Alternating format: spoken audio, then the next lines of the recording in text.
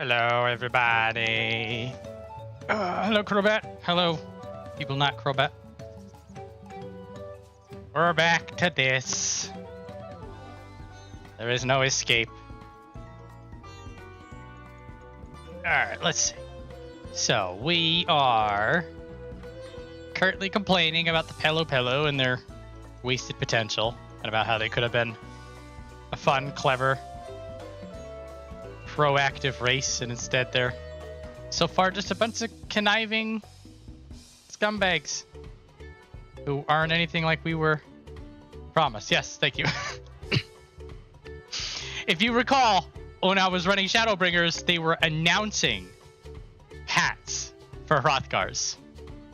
And there was a discussion, I guess, to myself. I was talking to myself on a microphone in front of the internet about whether I was going to do the dress up as a Crystarium soldier sequence like when I reach it and then just don't have the helmet on, or if I was going to wait until I got the helmet and then do it like with the helmet just in full immersion. I think what ended up happening, like I would have had to have waited at least a week without pushing through, and this is Shadowbringers. We're not waiting for Shadowbringers. And then also, like, we weren't sure it would be every hat. Like, they said, like, most hats, many hats, but we didn't have confirmation on this one specifically. So we waited, or we didn't wait. Instead, we just ran the Crystarium soldier sequence, and you stood out like a sore thumb because you couldn't actually wear the hat. But I can wear the hat. So, oh, hello. Someone's flying to a node or something. So we're gonna flaunt it, looking good. Absolutely not clashing at all. We are wearing. This is not the silliest hat that she will be wearing. I have many hats planned, in fact. But now that we are in a sillier sequence, I needed an appropriately sillier hat. There's a actually. I didn't plan it that far ahead, I guess. Like I did plan to have several types of hats, but like I'm not matching the hat to the content. But this one felt appropriate for what we were doing, which will be falling asleep while we watch a furball idiot learn how to trade. Need more Soulsborne hats.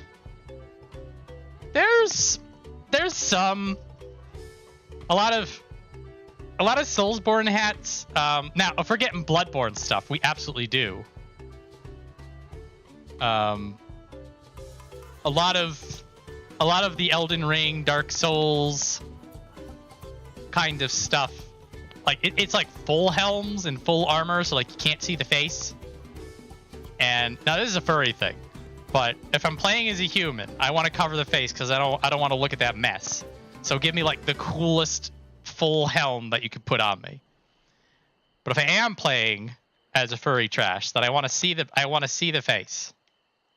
And so like a full helm in that case, like it disrupts me. Antlers are fine.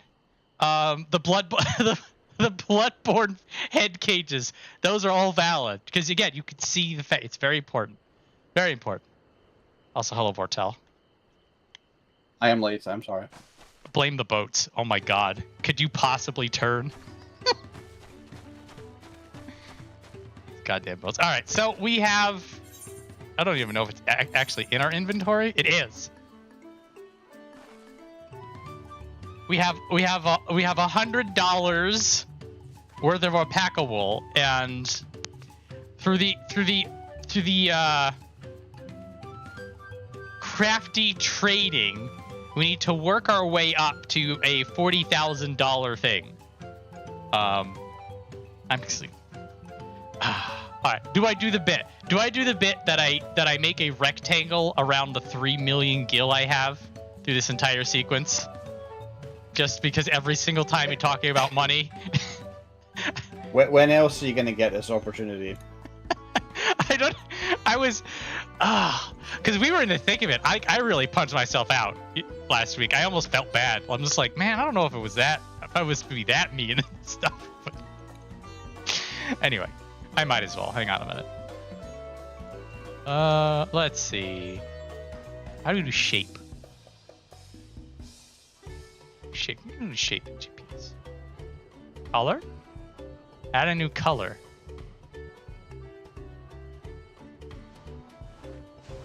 Oh, no, not that.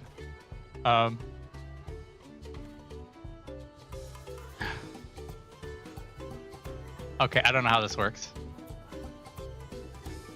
Actually, I do know how this works. Give me a minute. Give me a minute.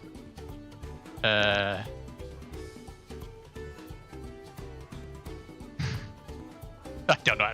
Forget it. It's now too much effort. What? Try and draw a rectangle? Like in OBS. Technically, I could just do it and like MX. I'm just gonna do it in MS Paint. You're right. You're right. That's faster. So the money I have now. When I created my character, I think I handed over 1,000,000 gil to Cheshire because she's a spoiled princess. And then when I hit level 20, then they handed me 1,000,000 gil, another 1,000,000 gil or so for leveling a character in a low pop server. And then everything else I just slowly accrued over time. This is quest rewards, basically selling everything that hit my vendor. And that's it. So it passively got to 3,000,000 gil. So things I am not doing. So I'm not really buying things from the market board because all of my gear is being separately crafted and sent over because, again, she's a spoiled little princess. And what color should I make this? I'll make this green. I'll make the color of money. And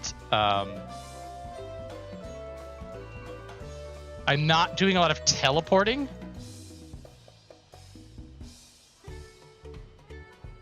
Oh, I see what's going on here. Anyway, sorry. Fuck off. Just trying to get this done. So no teleport fees, no buying things off the market board. No, like a lot of expenses I am not dealing with. And I feel like that would be where a lot of people will can definitely screw around with this while talking at the same time. 100% easy. There it is.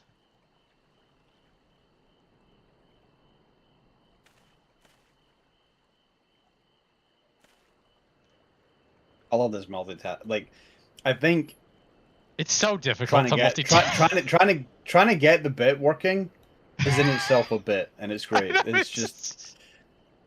I keep going back and forth. Oh my god, this isn't the right size. Oh. Yeah, well, this is. If I cared about this content, I wouldn't be doing this. If this game made me care about this content, I wouldn't be doing this. So guys, how about that North Horn? Is it so good? I mean, you liked it. You played. How many hours do you have in that? I have 204 of the tokens from the Magic Tower. You get 14 per run. Now, some of you may know that 204 doesn't go into 14, and that's because I missed a couple of them on one of the runs, which is a little unfortunate. Because it's a personal spoils thing, so if you accidentally do not pick up the chest and then you leave, you cannot go get them. What's going on? I ran into another problem that I was going to bitch about with North Horn, but I cannot remember what it is offhand. I will say though that now that more and more players are actually getting into the Magic Tower, the runs are now getting slower in the Magic Tower as well, which is a bit annoying, but I don't mind it as much because the fights are at least interesting enough and they don't repeat as often. Well, they barely repeat at all, to be honest.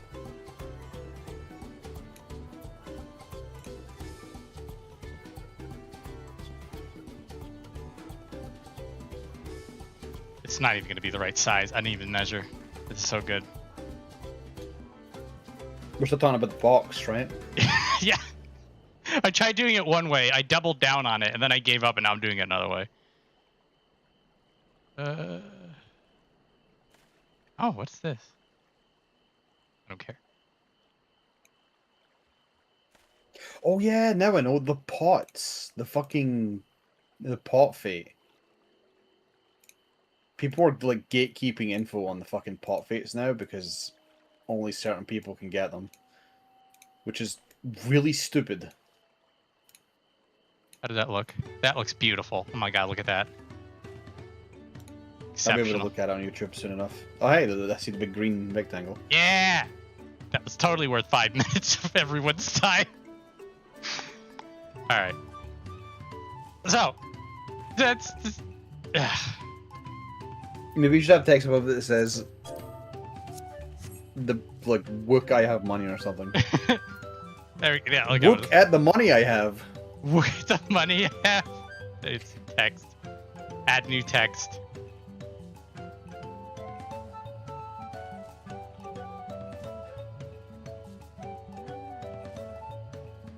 I know what I can say. Rich bitch.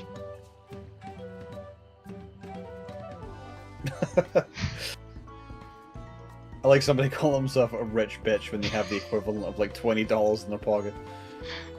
No, I'm the rich bitch. No. I mean, Yeah. comparatively speaking, Yeah, 3 million is absolute fucking chump change. You need... I think you need... If you have like 500k, then you don't have to worry about anything in this game. And then, like, practical things, right? Traveling costs, getting gear. There are money sink things here and there, but... Whatever. This is a little hard to see. I'm gonna fix this.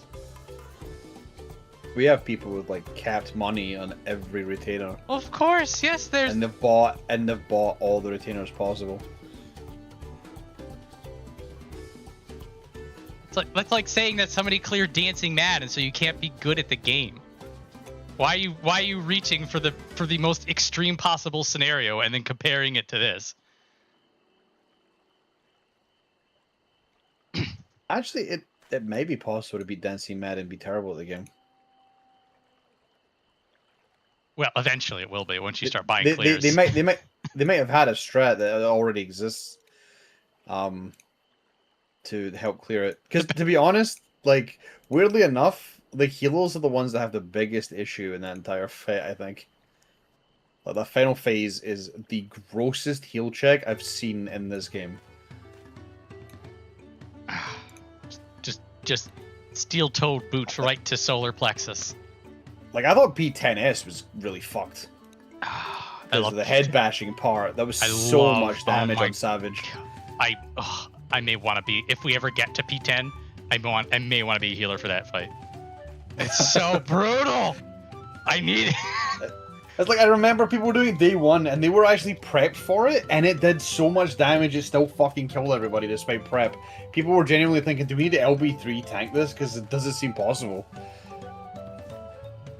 One of my favorite, one of those core memories of a game that you have no control over, but it's still in there, is me as a healer on P10. The other healer's dead, and that starts up. Yeah. And I'm like, oh, here we go. Now, I think everybody popped all of their cooldowns and they realized what was going on. So it's not like I didn't just solo heal the whole thing, but I technically did.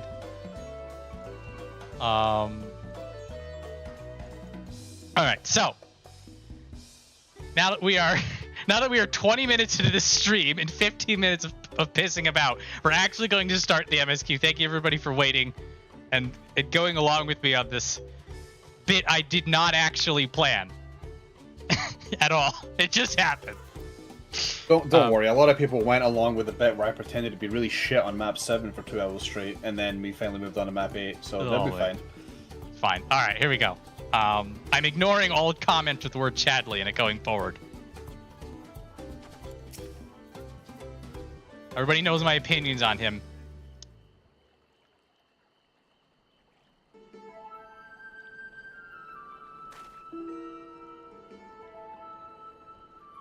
So we have Whack Limit, we have Pink Pelu Pelu, and then we have Idiot who's not allowed to help.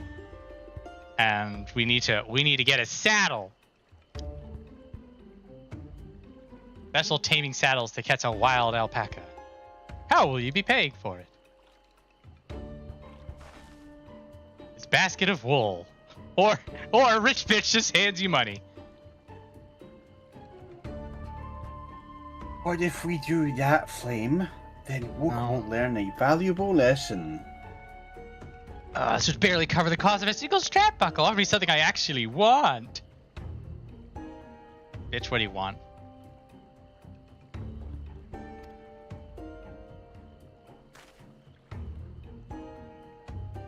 He wants booze. Valid. That's mezcal can be had for only 5 pel in the thousands.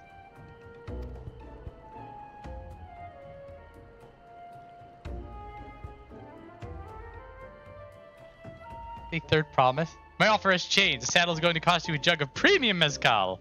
Aged 3 years at least. 3 years? Stuff is valued at 10,000 pel or more. Why have you doubled the price? Because I must support the man of ambition who will see my business proper. Zoraal Ja will go to war and his cavalry will need saddles. So that they can get slaughtered. And it does... So having there being... like... actually asshole Pelu Pelu who are just like, I'll be little Ferengis and make money off of war. It's like, fine. A couple of them can be like that. And then the majority of them are just sort of, you know, lawful good merchants. Which we'll get there. We'll probably get there. Anyway, nothing personal, third promise. I won't sell you my craft for anything less than my asking price. And back to idle animation.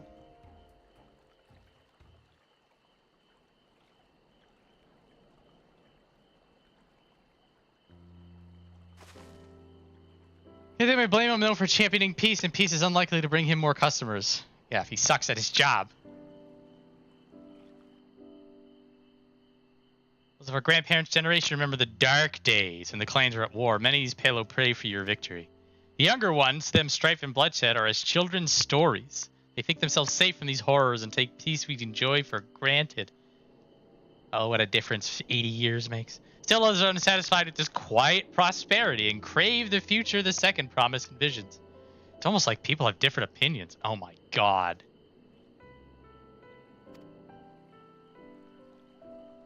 What about you? Aren't you one of the younger generation? At least a year or two younger than me. What, we'll come out to 21, right? You fresh out of idiot I think college? she has to be at least 21. Let me see. Let me see.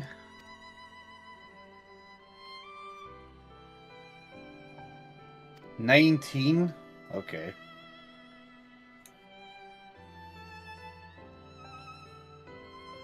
At least she's over 18. Not some like 16-year-old anime protagonist running around.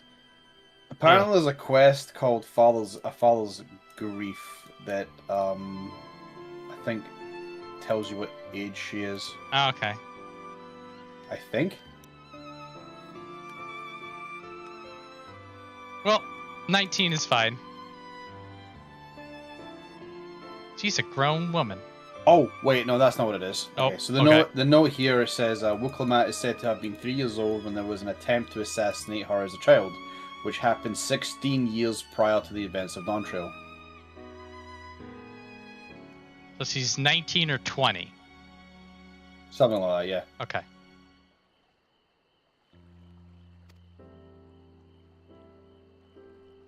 So. feels like there's a bigger difference between 19 and 20, even though it's kind of not. I'm not a teenager at that point, you know what I mean? The twos. Though to be fair, if this is JRPGs, then it's the other way around. Like if you're 19, you still have youthful vigor, but as soon as you're 20, then you're a full adult. God protect you if you turn 30.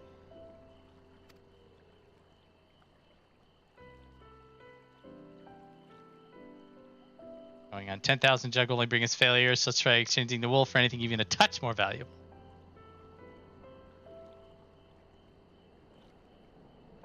Yeah, well, if it comes up it might come up in Yoctel, or that might be a side quest. We'll have to find out. We gotta get to Yoctel first, which means we have a whole lot of bitching and mooning to do first. Trick is to find someone who needs alpaca wool and is willing to trade at a loss.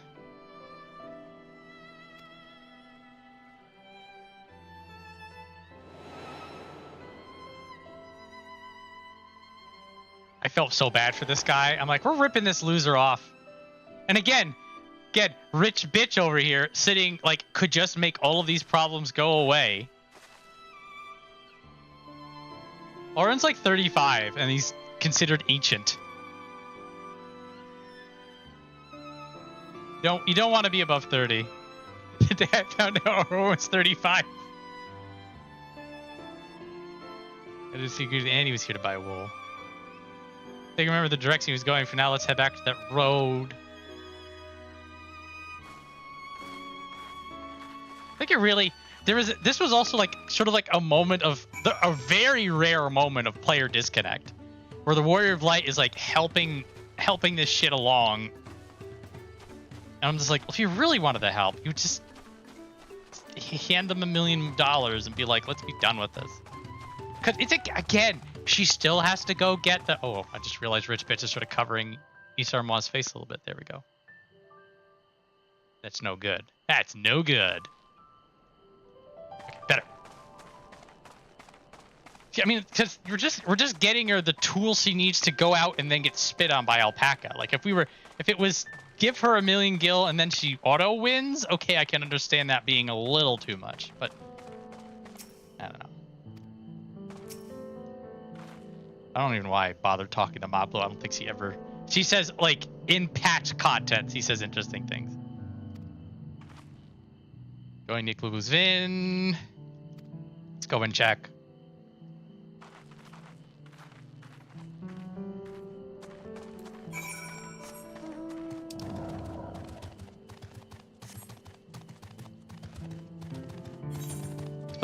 This place is like perfectly in between this aetherite and this, well, not actually perfectly in between, but it's far enough away from this aetherite that you're just like, oh, I gotta go over there.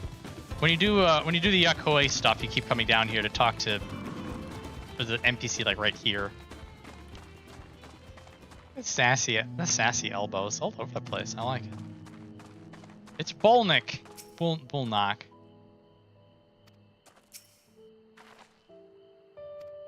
Got the basket.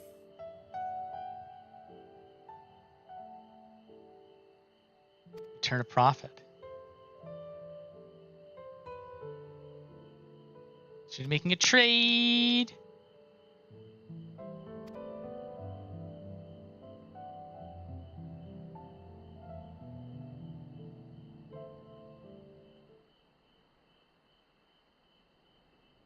The first big business lesson that we have learned is to exploit your friends. Way to go, Wooklamat. Goal is to turn basketball in the jug of 3-year-old premium mezcal. He's fine with it.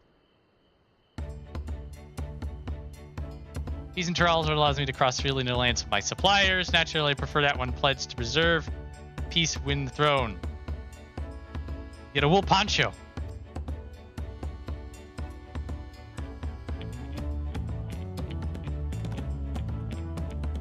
Yeah.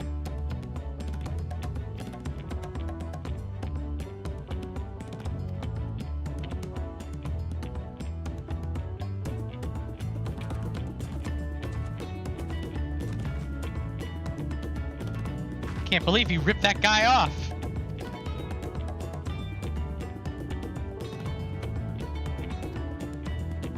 and then the only because the Warrior of Light remembered that Weaver guy, just implicating me in this robbery.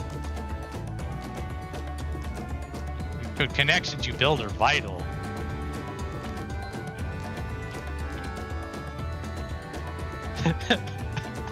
You know, I'm fine with that. Maybe it's like the dying didn't really set on that one properly. So like it's itchy, and then it's like if you look hard enough, you can see like there's a piece of the red that's like different color than the rest of the red. We're building this. This is actually, I am feeling a lot better about this alternate reality that we're creating. He's also doing business here, right? So he goes to us and he's like, here, take this thing off of my hands. It's worth a lot. And then he's just like, this is some crap stuff. I just got rid of it. Take the poncho. If I lost it, you get these quest items for some reason. Our next deal is waiting to be found.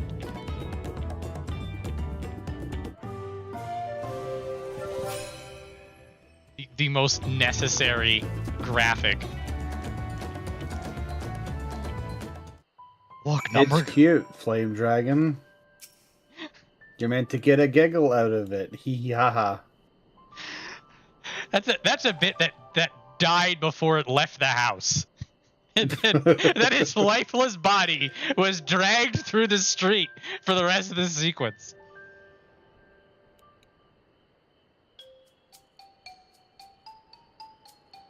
A pettier gripe, so I'll not spend too much time on it. Leveraging connections is a sound strategy, but we should also consider supply and demand. An individual and urgent need will offer more than eventually releasing the stock is shelves.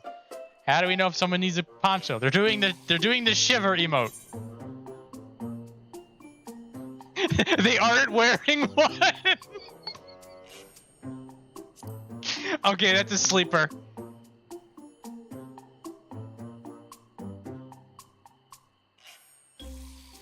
And the Wookiee eats it up.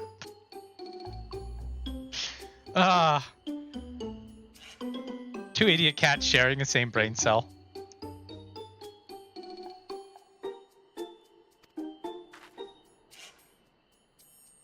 Starting right here at the inn.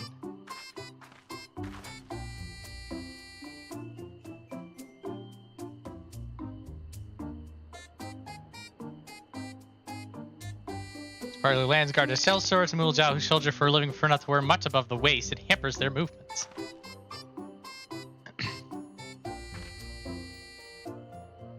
Oh, we're in first person.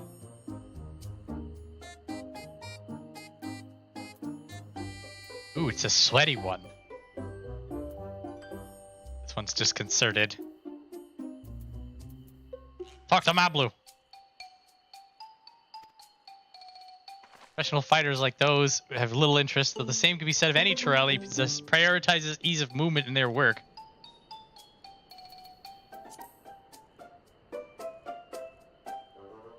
So, how about second poncho? Hard bitten.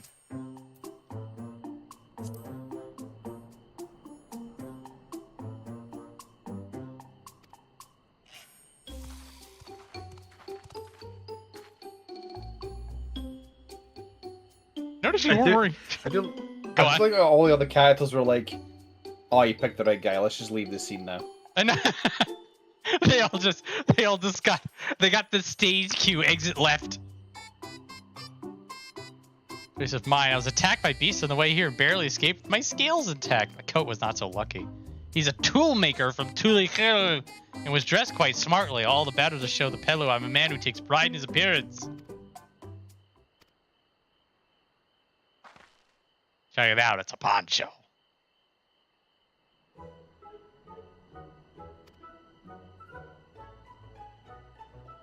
One of your fine tools. We got a hatchet. Be great if the hatchet was cheaper. Of course it's not. That's not how this works. Does that blade look sharp and well made? How do you know? We can't fucking see it. Hang on a minute. We'll see the icon of it. I just saw two people just wait, like hold their hands out to each other and then continue. It would be, you know, we could have put. I guess we could have put a hatchet in. Get out of here. Oh wait, I don't think they have hatchet models in this game, do they? Okay, No. never mind. Not like there's a whole. There's no axes anywhere in this game. Axes. It is an axe-free zone. I'm staring directly at Wilklamot while I say this.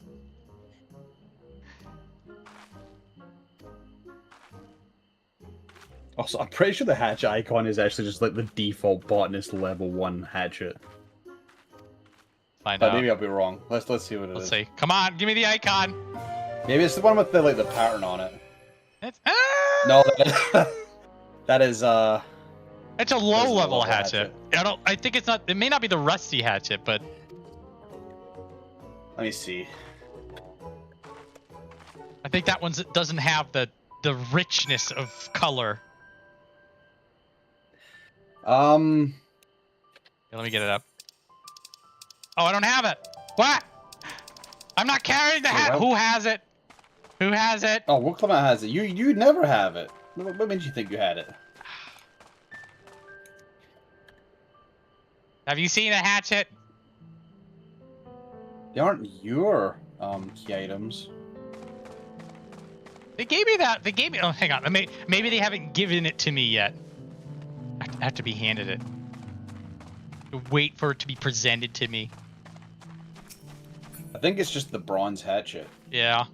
Is what you got, which is a level 8 hatchet. If you mind to change professions, you'd make an excellent merchant. Borderline insulting to a quarter of the warriors of light. Can you imagine this person saying this to Big Daddy? They're like, you'd be a good merchant, you know that? It just imagine him just like taking out a bag of money and just throwing it at her head as for the insult. Absolute disaster. Oh, there. Now I have the hatchet. Whoa, we're close. I'm okay with this.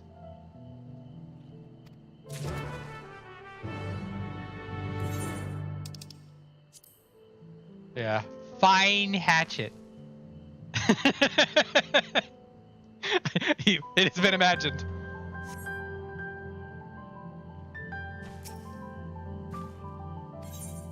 Begin the alpaca ride. Oh, I fucking hate this shit. It's just a very slow. It's the what is it, like the haunted house ride that you just sit there and you just let things happen? A couple of gal pals exchanging hatchets and scissors and other tools.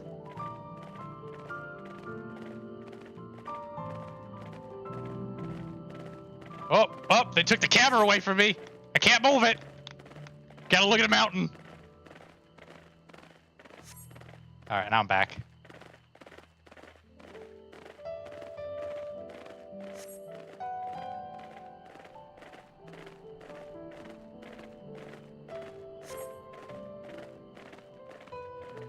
La la la. Why is Wicklum? I mean, can alpacas turn their heads 180? I actually don't know. Well, maybe not with that strap on their face, they can. Anyway, I'm mainly bringing it up because I don't know why Wicklemat's worried about them spinning if they can't reach her. Maybe the one behind. Maybe mine will spit on her. But yeah, they're just milking the bit right now. She technically should have said it before she got on.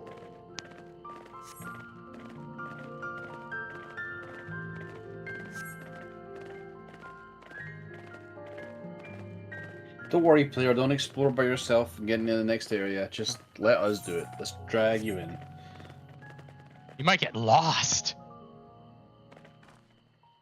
Might run into a level 90. Don't want that to happen. Yeah. Zoraal Ja doesn't even need the saddle. Zoraal Ja's such a badass that he just walks into the wilderness and finds a golden alpaca and comes back with it. he's built up as so absurdly competent and cool, and he just stares at somebody and they shit bricks. Like, you look at him, you're like, oh, he's a problem. And then he beats the shit out of Zoraal Ja later. So we're just like, okay, he's extremely competent. He's incredibly driven. What's his problem again? Oh, all the things that make no sense when combined with that. Anyway. Alright. I sent the alpacas back.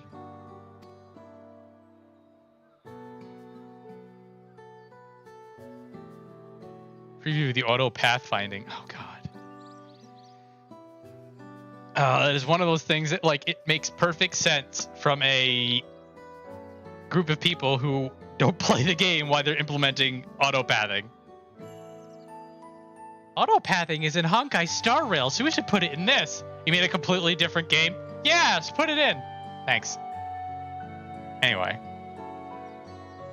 We were adopted by the Dawn Servant. No. I'm the Dawn Servant's birth. Freaking Oh no. She was an orphan too, you see. That was convenient. Oh. Is that why you're pink? So we can figure out you're the orphan, and everybody knows who to make fun of. Because it's a girl. All of the other ones are guys.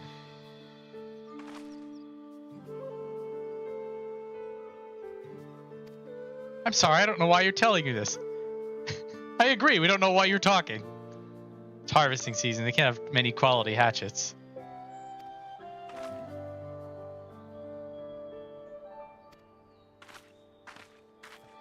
I love how I just held on to the hatchet for like 5 minutes and gave it back. Come on, you have pockets, come on.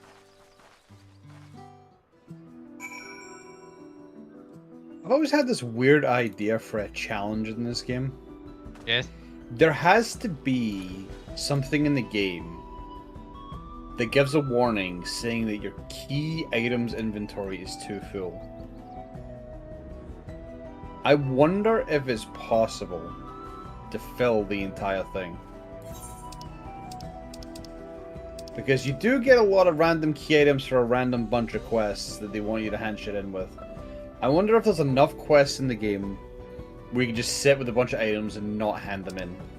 So you would you would need to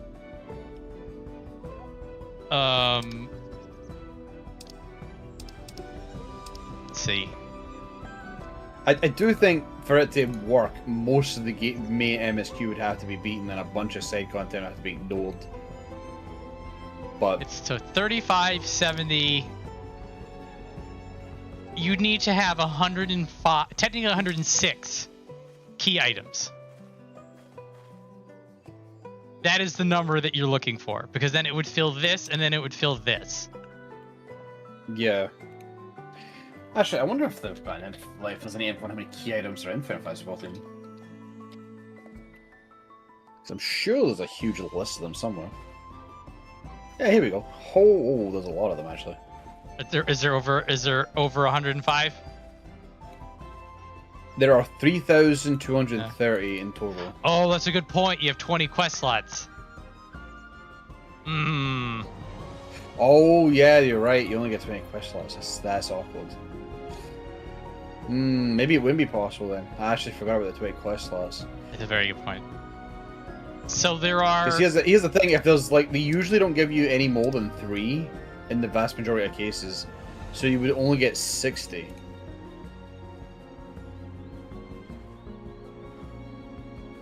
So maybe it's just not possible to reach that number. Thinking. There are ways of getting things in here.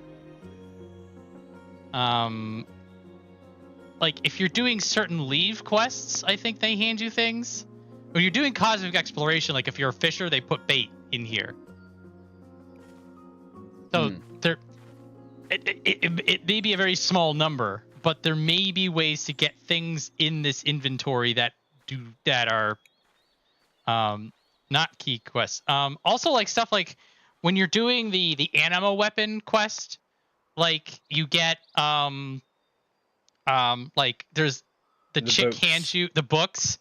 Hunt bills go into here. Mm-hmm. So that would be 4 hunt bills per capital city. Or per expansion, technically. You can get them from multiple capital cities for the same tier list. I think the 20 quests is the I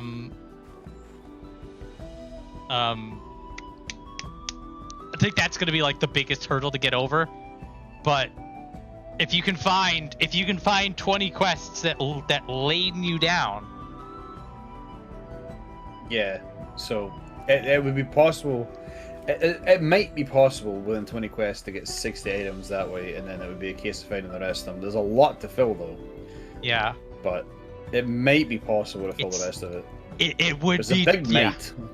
It would require you to scrape and absolutely try to find every trick in the book for a chance at it.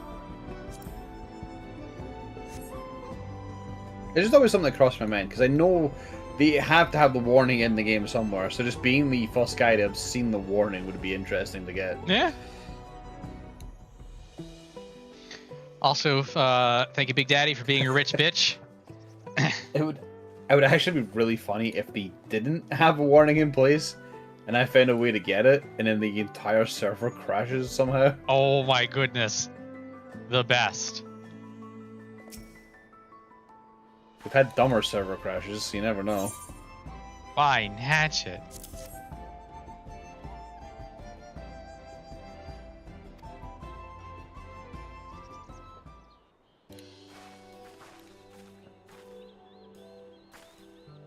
Alright, I have a mind to trade. Check out this axe.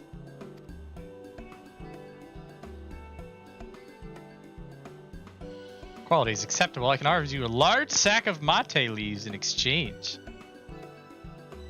Like In exchange for your tiny hatchet that you're holding in your small palm. It's a side grade.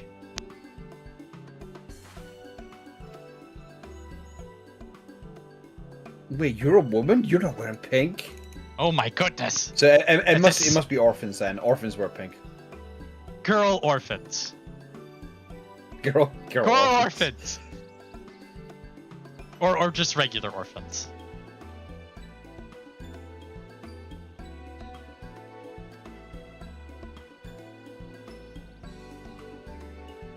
We missed the window for demand.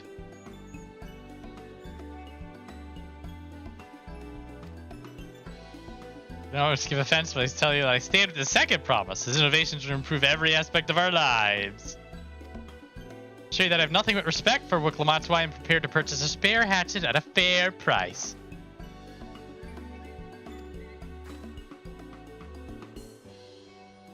Ah. How about we use our muscles?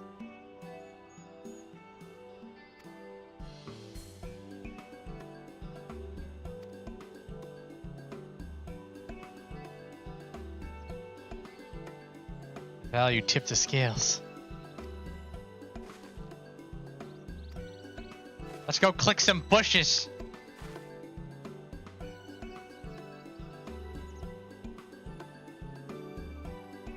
Five good bundles. Oh boy. It's crazy how quickly Wicklow became so good at this.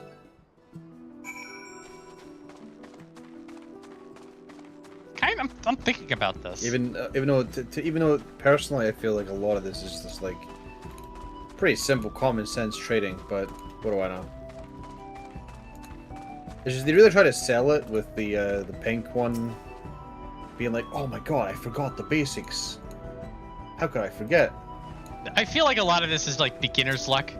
That's like the fact that Wicklow is not thinking at all is giving her an advantage in the situation. And that if she was trying to actually do merchant stuff, she would fail spectacularly. So it's like she's stumbling onto the answers rather than doing it intentionally. Alright, so she's just lucky. Okay. Yeah. Also, keep in mind that entire conversation, it was just the orphan talking. So, like, she had a solid minute to have one thought.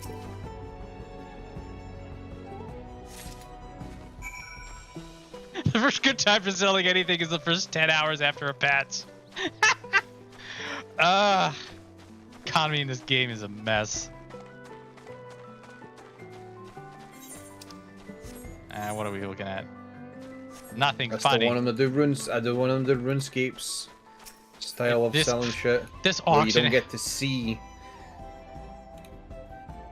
Auction house needs a damn workover.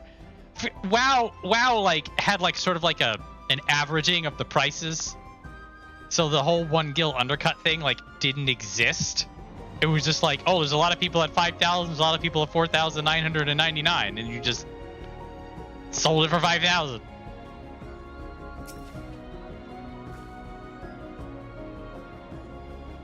Also a lot easier. You didn't have to keep scrolling through crap. They might have broken it since then, but you know. It's just people are just genuinely really fucking stupid at Yes. playing the market, and it fucks literally everybody. Yeah. But I'm beginning to find that the vast majority of the game, people are just fucking shit at playing it in general, and are also ruining it for everybody. That's Northhorn's fault that I'm saying that.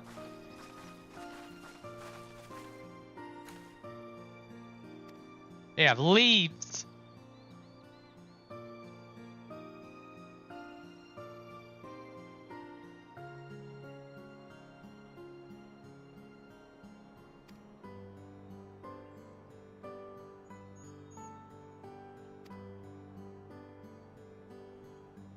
We got more. We got leaves.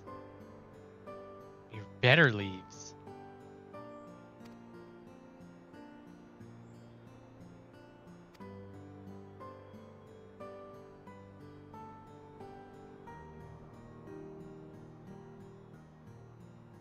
Glad we can come to a mutually agreeable trade.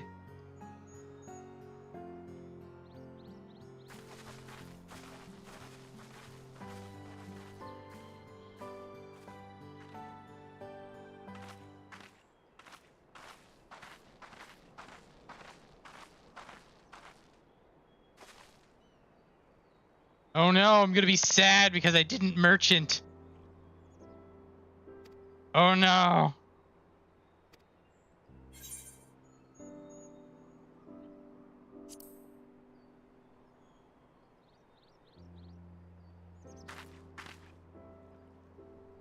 Wanted the proof. Oh, we're having a very special episode with this person that we've not spent nearly enough time with to care about.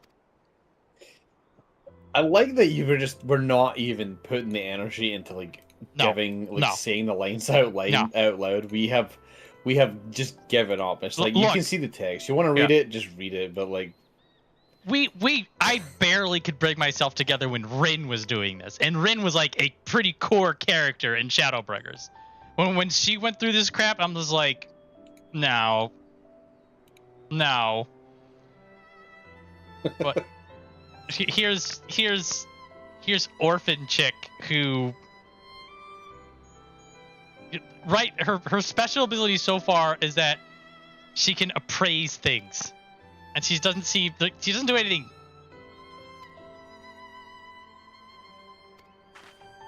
Get out of here.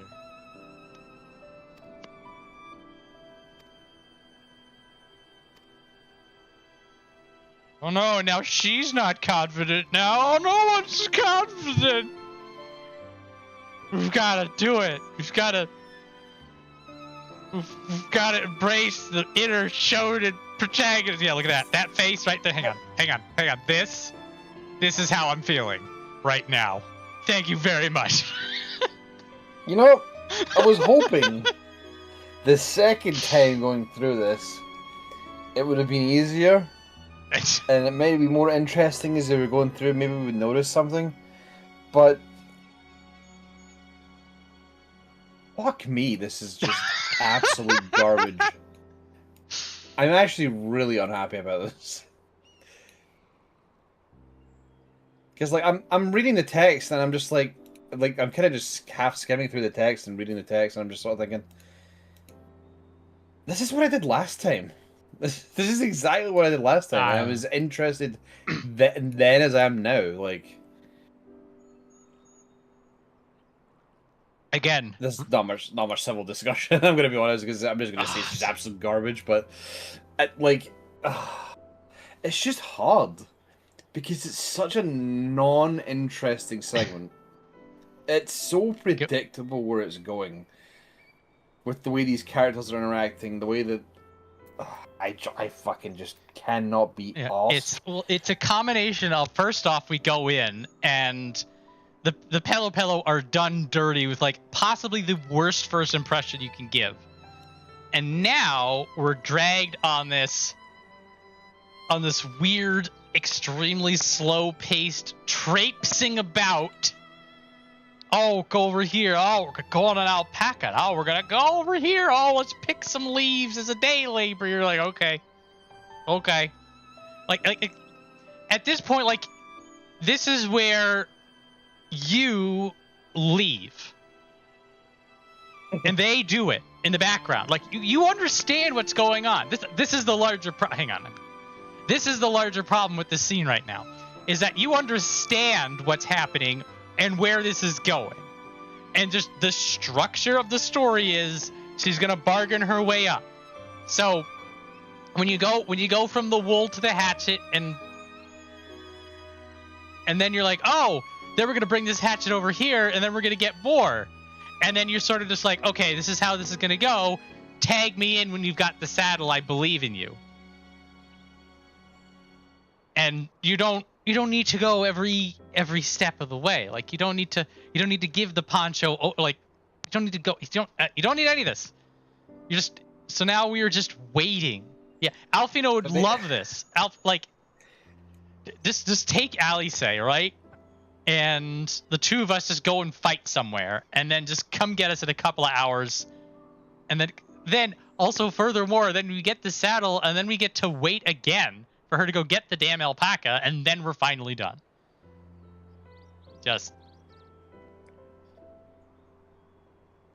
But this is why you're here at the moment, because these two characters are having a dumb lack of confidence moment that is so artificial and just obviously was just added so that you have something to do in a minute. But if I remember rightly, I don't even think you do much. No. I think it is the most bare minimum, like less than Saturday morning cartoon type fucking nonsense to motivate them to go. In fact, I wouldn't even, if I don't remember, I wouldn't be fucking surprised if it's like, next quest line, use the psych emote on Wooklamat or some fucking shit that you're about to do. Let's find out! Oh, hang on a minute. Oh! Top grade mate leaves. Gasp.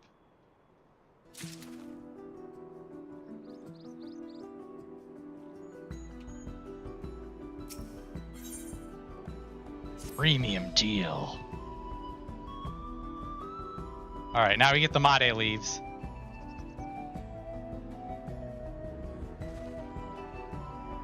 Yeah. This would have been fun. This would have been more interesting as an after-the-fact story.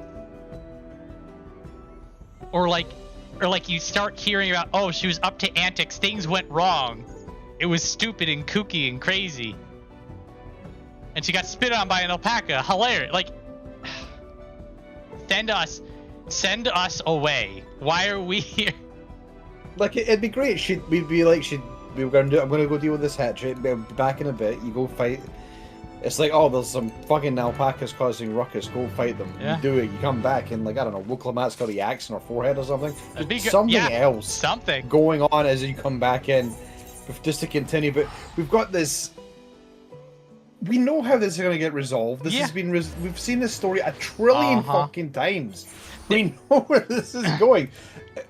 Like, I actually do wonder, and this may be the case. I feel like this might have been, well, we know I know it's rushed, but I actually also think this might have been one of the last things they worked on. Because I don't think they could have thought of any way to make this interesting, and they were running out of fucking time. This kind of reeks of we need to get this done quickly. Now, I mean, I know the theory that's floating around about Koana, but I'm trying to skip that. I'm just more thinking about if Viola was intended to be the main character. This feels like an afterthought of a quest. It feels like the last minute we need to get something in here because it's so bare bones, first draft garbage. So this is a Big Daddy brings up an interesting plot thread. Is that if there was some more subterfuge with the Pelu, and the ones that are like, I want the first promise. Ooh, look at him, he's got different colored eyes, fancy. Anyway. and then, so where this wraps back around is that all the people backing the other promises, will then get like shamed. They're like, we're Pelu Pelu, we don't do this crap, get out of here. And then that would sort of better reinforce what the Pelu Pelu are about. And then then we get to do like shadows stabbing people, and Wuklamat just gets to run around. Anyway, it'll all be very interesting. Essentially, I think the vast majority of people currently playing through this could have written a better version of this entire questline, and that's what bugs me so much. Probably. Okay.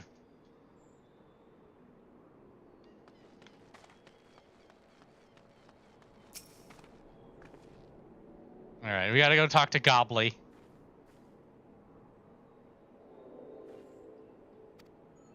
He knows the value of his product. So if we want to convince him to trade for twice what he leaves are worth, gonna need targeted information, which means talking to 3 people. Oh, please be 4. I want 4. Make it 4. 4's a thorough search. 2 is just poking around. Nope. Got him. Fucking got him. I wanted more gameplay. I wanted 4, man. There's never enough gameplay in this game. It's crazy.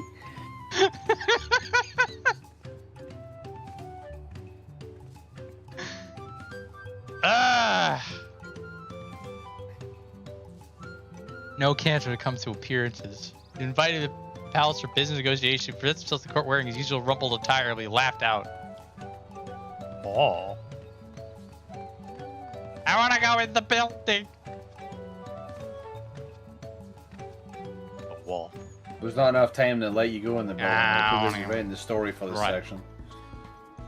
Gobbly's been saying the other day, he's muttering to monsters about prowling around the gobby jaws.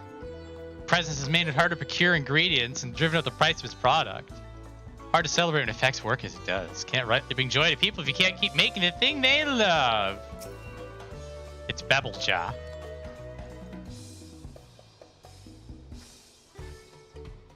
It really fucking up. It upsets me. It's one of the biggest upsetting moments of this game. That fucking 7 point, I think it was 3, wasn't it? I think it was 7.3. That had the puzzle. I love that. It's so sad we are never getting it again. It is absolutely atrocious that they're never gonna. I don't even think they're gonna do it for side quests either. They're gonna skip this entirely because, like, well, we know players just do side quests for the EXP, so we'll just not really put any effort into it and just have you go from point A to point B to point C, as we always do. Because fuck innovating remotely.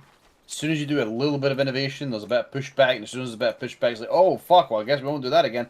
Except we'll keep bringing the stealth sections back, the one thing that nobody fucking likes. Because the only way to make that challenging is to have a nice little gotcha. Just when you think you're in a safe spot, the NPC decides, you know what, I'm going to suddenly leap to the top of this rock and look behind where this player is. Oh, there he is. Okay, well I guess I have to do the whole fucking thing again. Oh, it's just... God. The things that they choose to keep and the things that they choose to fucking put away really drives me fucking batty. Some of the stealth sections could be terrible, but it's the punishment for failure is too fucking significant. It should be like you get caught, but then you've got time to run away. The Conan the Barbarian alpaca.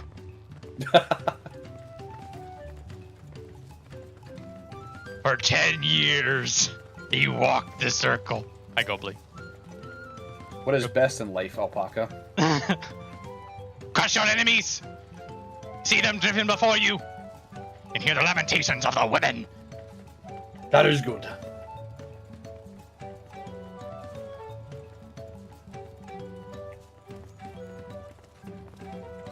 I have not seen that movie in so fucking long. He Probably is watch it so again. young. He's a child. It's unsettling. Like you think of him in Terminator, and you're just like, he's just this young stud who's just all muscles and things. Conan the Barbarian, he's even younger. Also, James Earl Jones is the bad guy, and I always forget that. And then he shows up, and I'm just like, oh my god! It's good. It's good. The old ass Conan the Barbarian. With a 40. What movie? 80s? It's a 40-year-old movie by now. Oh, God. yeah, Conan's. Yeah, God. Conan's all the way back. All the way back. 1982. I wasn't sure it was 83 or 82, but it's 82 apparently. 44 years. Still holds up. Still holds up.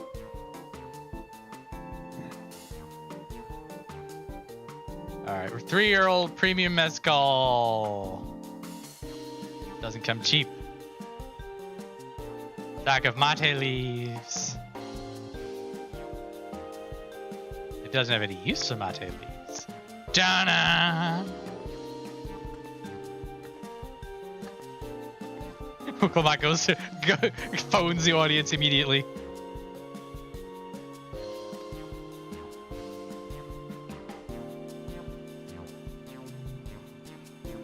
Now the real bargaining begins.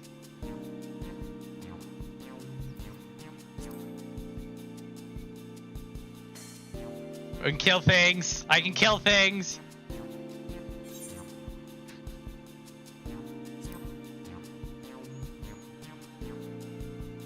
Really should just cut to the chase.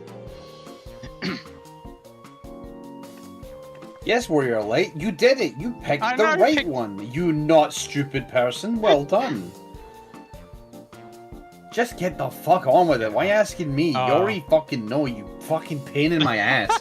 You're only giving me a question because you don't know how the fuck to really put me in this fucking quest we're on. Which we don't It's even so need to be here. confused. We don't even need to be. We gotta give you random questions. We don't even give you a fucking fight. We're just gonna have you lingering around and just like, oh, we just realized this fucking not doing anything for the past fucking hour and a half. It'd be great. It'd be great if you were just running around, like doing the Naruto runs and jumping off cliffs and breaking our ankles, and then just Wooklamock calls us on the link pearl that she now has. And he's just like, "Hey, can you go over to those fields and just kill anything that moves for me? Thanks."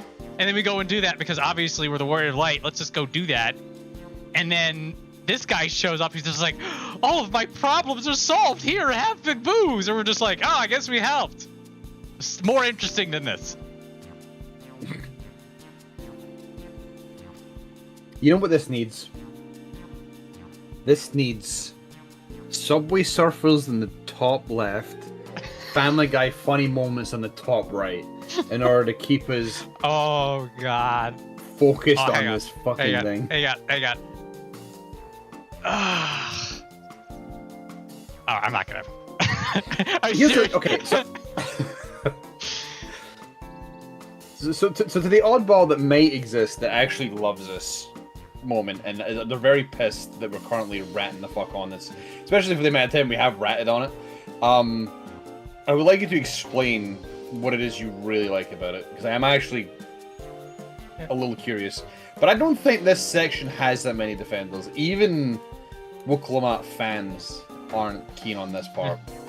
So this, if you compressed this, like trying to find a way to make this scene work, if you compressed it all the way down, and then it was like a legitimate, like, business point, counterpoint, sort of intense, high-level discussion where both people are thinking 2 steps ahead, I'd be like, we got some real merchanting going on right in front of us. And then it's just sort of this, it's a spectacle to be like 2 very, very smart people good at business hammering the deal out while we just sort of hold on.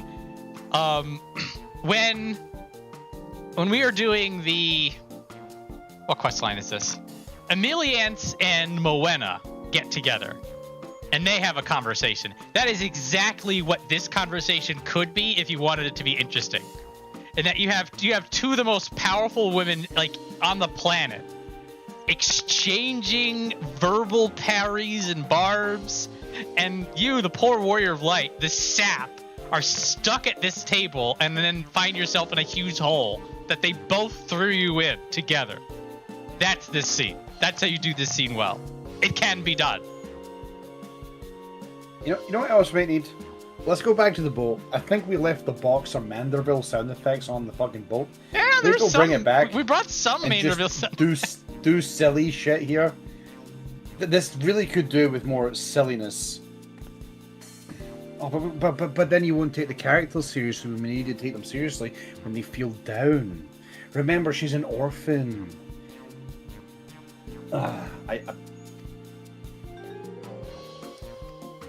Let's hurry this up so we can go to the fucking birds. The birds. We're almost there. We almost got the booze. And then we hand the booze over, and then... So, oh wait, then we have the camping cutscene. I don't remember that being too bad though. Let's find out. No, the camping cutscene actually has like one moment that is like the only moment in here, and it's for Zoraal Ja specifically. Alright. Too prepared. Which, again, it props up. You mentioned it before, but it does prop up Zoraal Ja for having potential. Yeah, little did we realize. Well. Yeah, because in the beginning, because you come down here, like the whole premise is that he's a bad guy. He can't be Dawn Servant, right? And then you see him for the first time, and he's just like, he's got the aura. And then he actually literally has an aura because he's so intense that he made Kryle's echo trigger, and she got scared. And then you see this scene where he sort of just stares at somebody, makes them shit themselves, and then he's gonna go get a golden alpaca without any effort. You're just like, damn, this guy's good. Then they fucked that up too.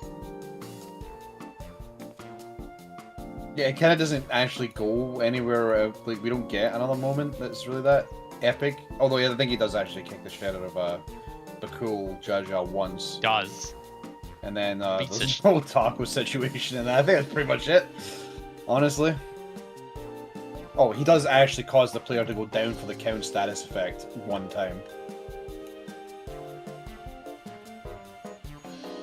Alright, so we offered to introduce him to Wuklamot's Weaver friend for better clothes so that he can make a nice impression when he goes to talk to booze in the capital.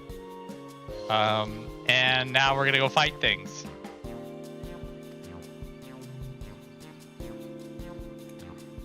You know, this is a rarity. I don't get it very often, but this this scene that we're in is giving me hiccups apparently. Alright, now we're gonna go kill things. Let's go kill some coyotes. I think if I eat a keto bar, it will stop the hiccuping. Go get it. I've got 3 flavors. I've got banana bread, I've got coconut and cashew, and I've got cherry. Banana bread. Coconut cashew? I would. That's interesting. Coconut and cashew.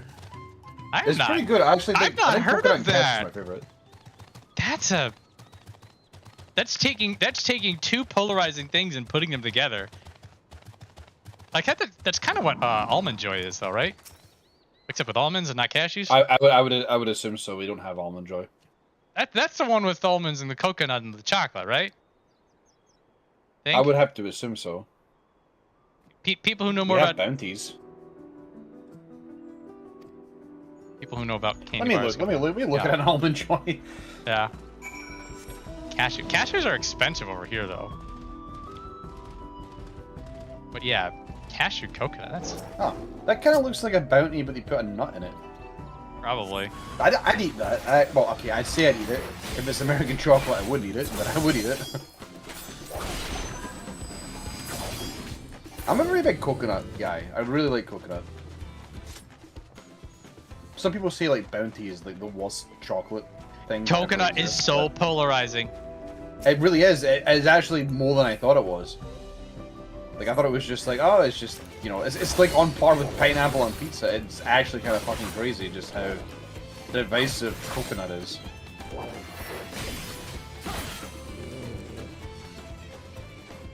Anyway, I picked coconut and cashew since we're talking about it so much. Might as well.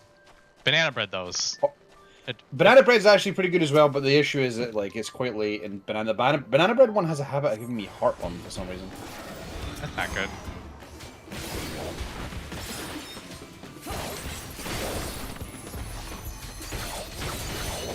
Violence. I remember the feeling of combat once again. We had to get you fighting something somewhere. I do like this. I love this. Every time it happens, I bring it up. I love it when they put corpses near an NPC. They did some fighting. Chocolate, almonds, chocolate. Almond joys have nuts, mounds don't. Mounds don't. Okay, yeah.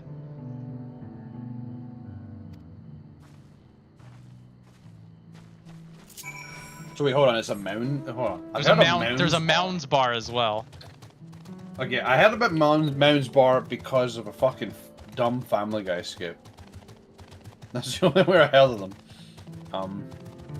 I'm willing to bet that they're probably actually not great if I was to eat them because I think it's American chocolate. Wait, what's American chocolate? Sorry, I have a bias. I have a bias. I mean, the quality on this crap has just gone downhill in general. You need any of this, most of the stuff. Like I think like there's some of the higher end chocolate still isn't terrible. I mean, you can still get better, but you have anything funny? Dove is pretty much considered like some of the best chocolate in America, but that's because it's just British Galaxy chocolate. It's the same shit. Yeah. Doesn't change anything. Yeah, that's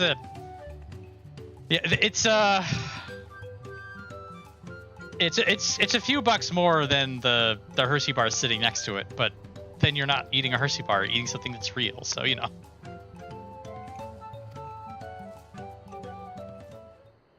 Oh wait, Mounds is apparently Hershey, so yeah, definitely wouldn't like it. Oh no.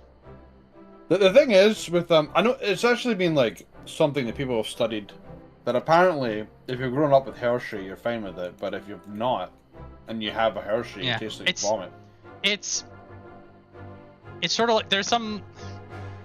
If you grow up with a certain expectations of what things are and like you get accustomed to how it tastes, then you're fine with it. Really, the problem is that if somebody introduces you to the real stuff and then you have to go back, that's when you notice.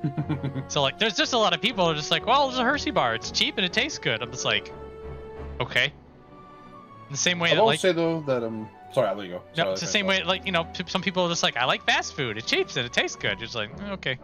It's not cheap anymore though. But anyway, go on. No, it really isn't. Like fast food's fucking ridiculous now.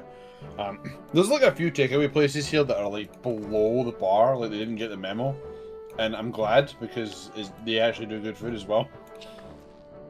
Like it's cheap, but it's not. They haven't like lowered the quality. And it's like, okay, cool. I'm just buying from you from now on. But anyway, the chocolate quality over here has also like dropped a lot. I think I brought this up before. It might have been on your stream, or maybe on Tatsu's, but it's Cadbury being bought by Crafts. Oh, didn't they just drive the quality down into the dirt for no reason? Yes, they after being bought, they went super fucking cheap, and the chocolate has never been the same since. I would still eat it over Hershey's, but it is significantly less good than it used to be, and it's really upsetting that's the case because it was a fucking British staple for a while. Alright. During the cutscene that we kind of don't care about, the trade was successful, and Mablu was complimented on her ability to trade. Her orphan Wait, holy shit! Her orphan merchant trade was powers. Successful? Inconceivable. That's fucking crazy! Against all odds. This is actually getting interesting now. This is wild.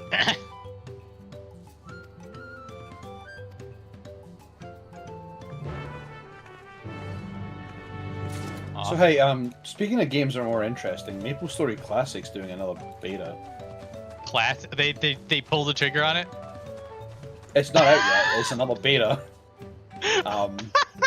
They can't seem to just finish it. They keep putting betas, and you have to sign up to get it. Hello, Snooty. We were complaining about how we could have ended this entire quest line by handing somebody 1,000,000 gil. And so I went through the bit of highlighting the fact that I had enough money to make this entire storyline go away, and we were not allowed to do it. I will say, VOD watchers, do not skip 20 minutes. It is worth watching the entire thing to set it up. Oh my god. Ugh. Trade. It's a trade. High quality amount of mezcal you received in trade for premium mate leaves, an introductory letter, and the swift culling of hostile pets.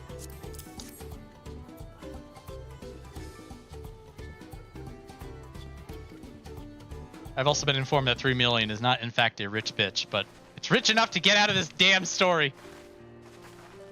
Look, man, if you're a rich bitch, then I'm Elon Musk right now. Okay, that's probably not a good thing to say out loud. Maybe I can rephrase it, but I don't think I can. I think I've dug the hole. I've dived in. Would you like to be Jeff Bezos instead? Maybe not that one, but you know. Anyway. I mean, I could. As shit as I am with boats, I suppose I could. It'd be better.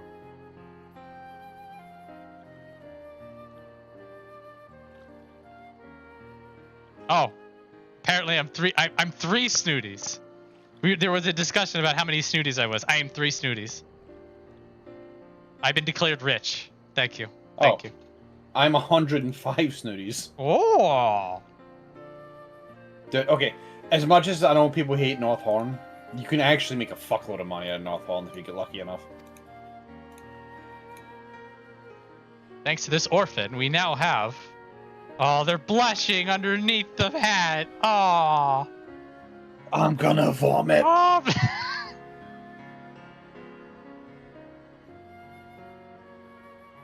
Oh, there it is. I cannot go against the guiding principles of the Pelu Pelu. Trade is a fair one. I will craft your saddle. Anyway, if you like, I have all the requisite materials. This won't take long. I need to measure your thighs. For the saddle, right? Yes.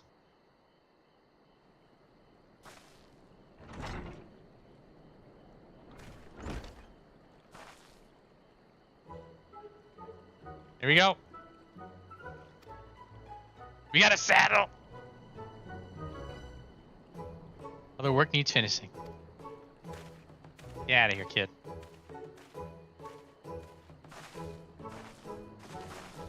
Camera. That was a fucking angle. Whoa! Oh! Whoa! Thought we were just about to get it. Oh, I do not remember that. I must have been in a stupor. when the edibles kick in. Oh. Ugh.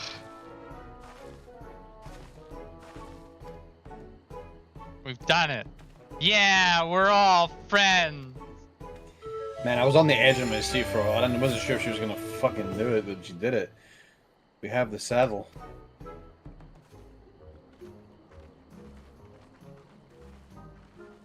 Oh, can we leave yet?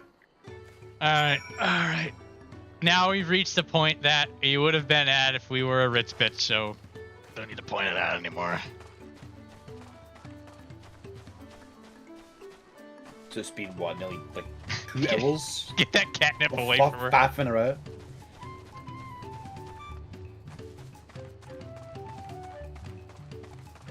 Oh look, it's everybody. I think I would actually like Wicklamat more if she was in the catnip.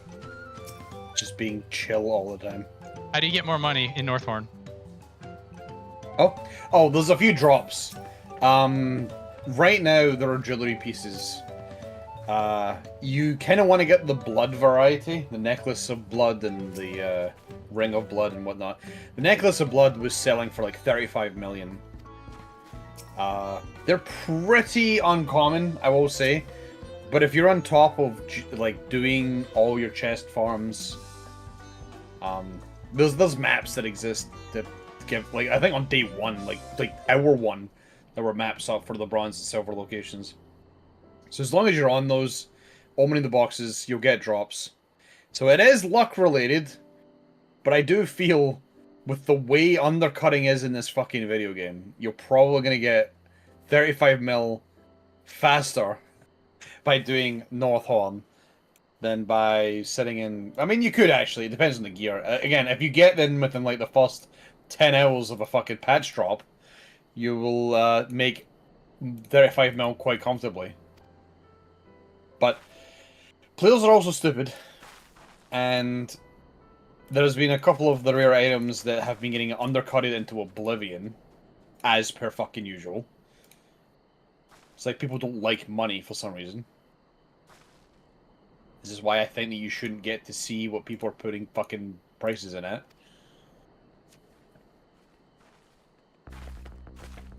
Here's the thing, though, is like the necklaces of blood and the rings of blood and whatnot. They have always been at a significant price.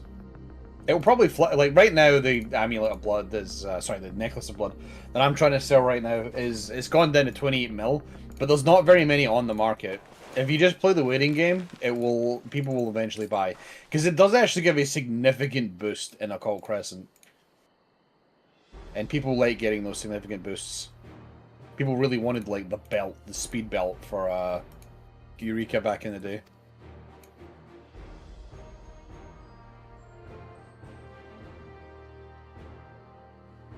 She's testing the saddle out on an alpaca, and she has succeeded in putting it on. She also said "Great Sunken Gods," which is an interesting proclamation.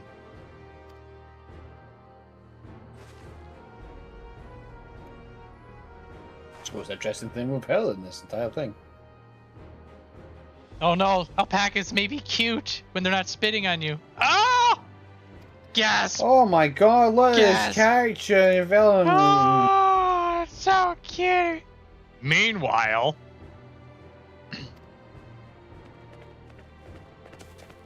got the rare one.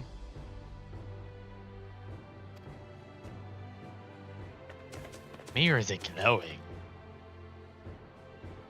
Her tales of such a beast. They say the golden alpaca lives a solitary existence deep in the valley, where it shuns to accompany both man and its own kind.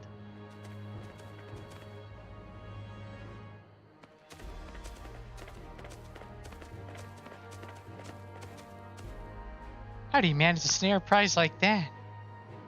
A beast knows its betters, faces overwhelming strength it will yield rather than risk death. An apt illustration of how greatly the power of the first promise exceeds yours. Hello, Vizier. Strength alone won't win him in our father's throne. I'll be the one to find the golden city, and in Terrell can remain at peace. Yeah. An everlasting desire for peace can only be forged in the fires of war. To unite as one, people must be taught. They must suffer the horror and the hopelessness firsthand. Exhaustion from prolonged conflict, the wages of war's merciless nature. These are what moved the clans to join in founding of Tuliyola all those years ago. Not true. Consider the younger generation of this village. Since birth, they have basked in unbroken harmony, and behold, they regard war as not a tragedy, but opportunity. Thus does the resilient son seek to provide education. He offers much-needed lessons in the realities of conquest and a renewed appreciation for peacetime. It's true that war's misery breeds a longing for peace. I've seen with my own eyes what becomes of an empire forged through violence you propose, the rebellions it spawned, and the ruins it left behind. I was going to make a joke about nobody going to school, and then I realized everybody's stupid in this continent, and this actually makes perfect sense if you realize that nobody has a goddamn book! Riley especially, she left us at home. Oh my god. It still baffles me what they did to her. Oh, the Garlean Empire is a congregation of simpletons. Okay, Zoraal Ja. Okay.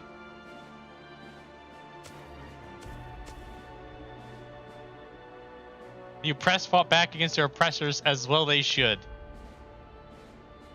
Men are not beasts, only a fool would seek to rule over all with threat of force alone. That is why Zoraal Ja did not elevate the Mamulja, and why he treated all clans with equal respect. However, First Promise has his gaze fixed upon more distant horizons. He would unite not only to the Olal, but the star in its entirety. Would why? I need not explain myself to you. Also, how is this the first time Wilcomat's hearing this if she knows what's going on? First Promise has completed a feat of gold with appropriately golden flourish. May I present to you your much-deserved keystone? Ta-da! It's a rock.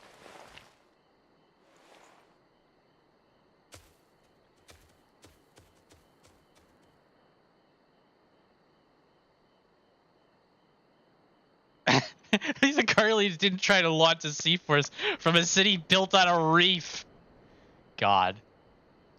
The amount of obviously wrong things in that scene are problematic. Maybe this should have been the early warning sign for me back in the day that maybe Zoraal Ja wasn't the sharpest knife in the drawer. It's kind of hard to see when you're just in a drawer full of blunt objects. I was about to say, this is technically a spoon drawer, and we were told it's a knife drawer. Very, very unfortunate. It's always been like that. Never sharing his innermost thoughts with me or even with Koana. Or like we're not even... I mean, I don't share my innermost thoughts with my family. It just kind of happens. I'm not a tyrant yet. What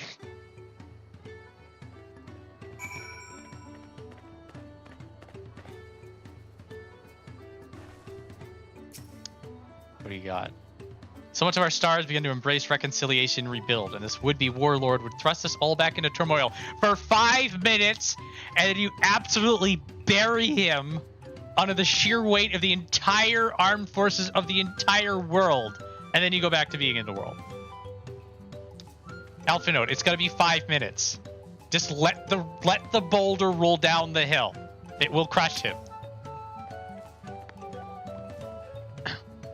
Zoraal is willing to go to war for his twisted vision of peace, but should he achieve his peace, he's not going to. Why is everybody giving this credence? What kind of idiot thinks his world can be united with war? Even most Garleans have since realized they're... Alice, God bless. You're stupid. Alice, the only G in here.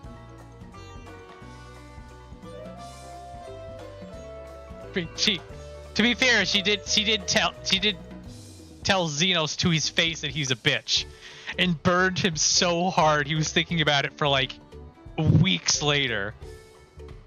That is still one of my favorite. Many favorite moments in Endwalker, and one of my top Alize moments.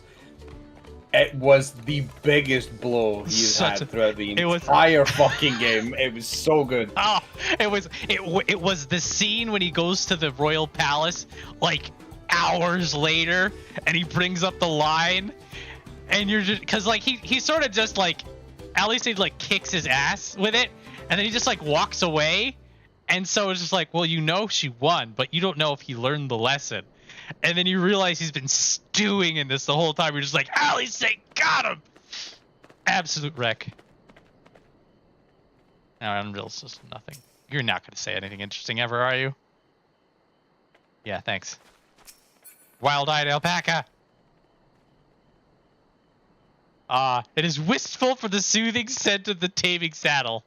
Finally, we found somebody to talk to! I should have talked to the alpaca. The alpaca and Alice holding this. Their shoulders buckling under the weight of this incompetence. Anyway. Ponder Zoraal Ja and his mysteries later. I'm pondering his abs, but you can ponder the mysteries.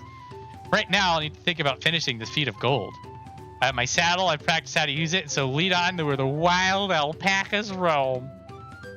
The valley of Orlinkanka is northwest of here. Come on, everyone. Even if we can't enter ourselves, we can at least see Wilcomat off. Can't wait until we get that as a zone that we can explore for 5 minutes. Kind of like that area in the weapon quest that I always forget the name of, but we can teleport there.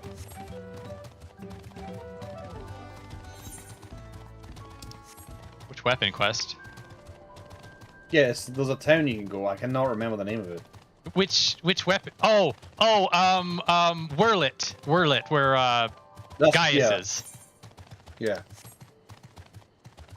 I thought when you said weapon quest, I was just like, which artifact weapon? I was like, oh no, ruby weapon, and then it's I think it's called Whirlit. It's a W. I'm waiting for the expansion of this day to bring us back there and bring that and like open that place up. Maybe ? It will mean But they that may also just leave it. the weapon project will be required content for that. It's the only problem. I mean, they've done it probably before! still do it. They've done it I feel before. Oh God. Oh yeah. Yeah, there we go. There's the moment where we push the button. At least it's now.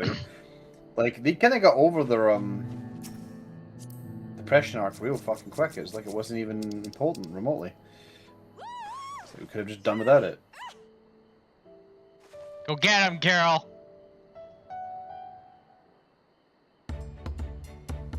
Just like to imagine that like everybody's just standing there quiet waiting for this to start, and then you just start cheering.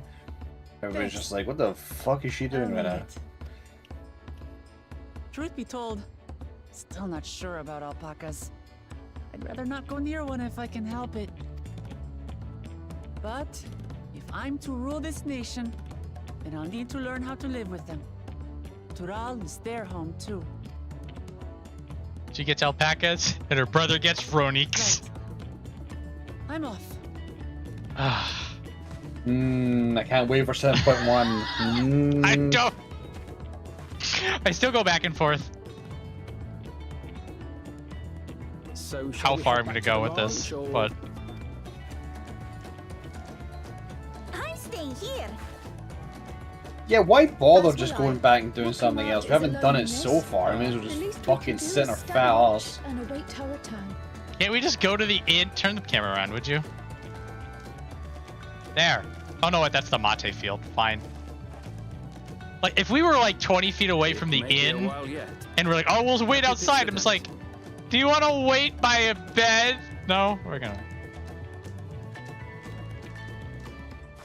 Yeah, we're technically. Let's I don't know. I feel like we could take shifts. There's ways of doing this.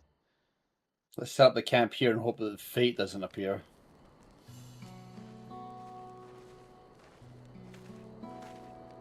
There's not enough room in that tent for everybody. Trust a gleaner to come prepared for anything. What's a gleaner? How would you not know? Never mind. Someone whose job it is to travel the world and procure uncommon things for their employers.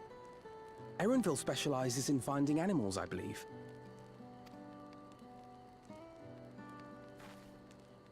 But aren't you a Shaitana from Tural? Why did you cross the salt? Up in his business.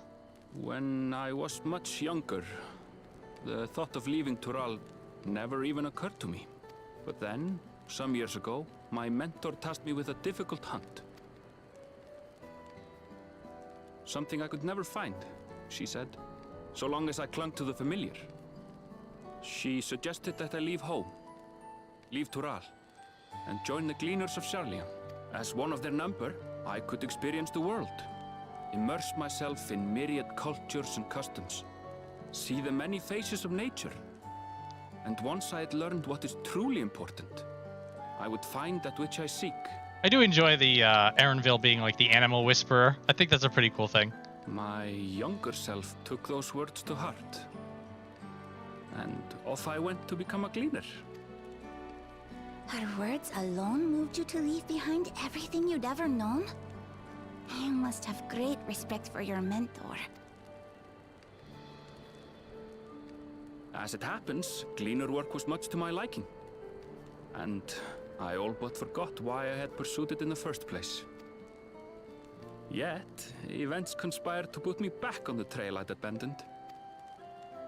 Wait, are you saying you were tasked with finding the City of Gold? I was. And though my hunt is now entangled with the right of succession, I mean to see it through. Well then, I understand completely. We all have our reasons for seeking the Golden City. Which is all the more reason for us to work together. I think he was already going to work with you, Kryle. Just so. The moon! You can see Elaporates from here.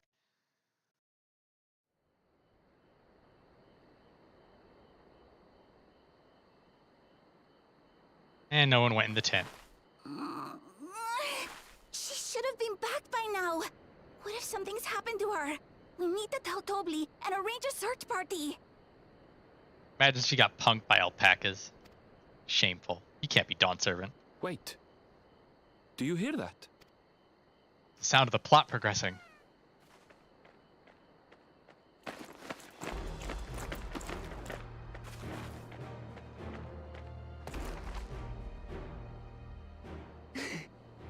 They did it. Thoughts on short? It's a meme. The boss fight's fine. It's a good meme, too. I don't mind it. I only learned of chart from the meme. And then I did the fight like a week ago. Because I had to. You're utterly spent. And small wonder.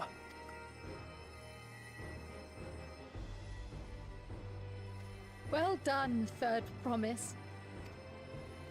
The ranch isn't going anywhere. Take a rest in the tent. I think I will. Thank you all for believing in me.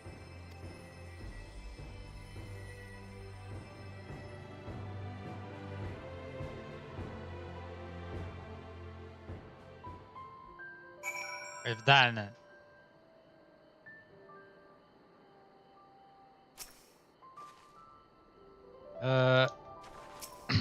Anything? Anything? You know, it may have. Watching Wuklamar try to catch this thing might have actually been an interesting aspect of this entire zone. It's a good thing we didn't see any of it. I did have that thought in the moment here. That I was just like, we're just sitting here and waiting and having forced plot exposition about Erenville.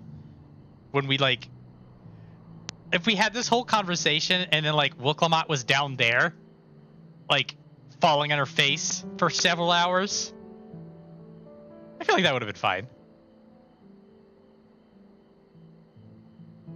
Do we need WD-40 for this plot though? Yeah. Yeah.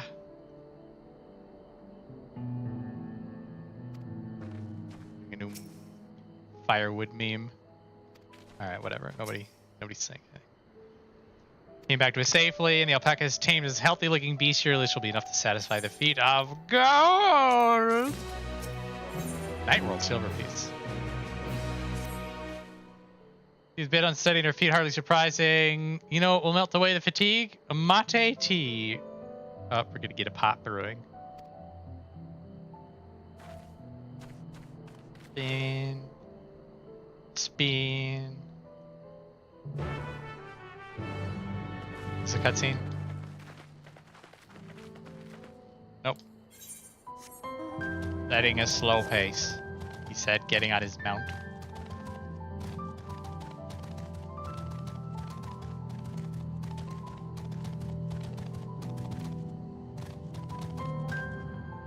It's a barb mole.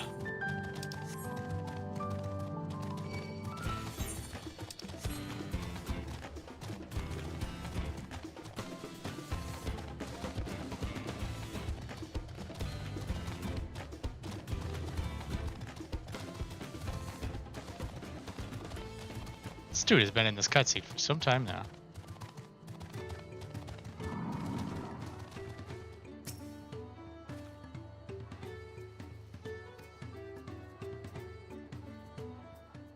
Please go this way to join the cutscene.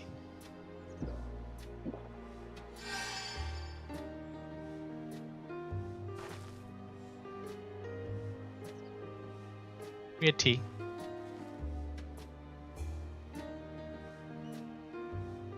Now she's more comfortable around alpacas. She's become one with them because they are too part of Tuliolal.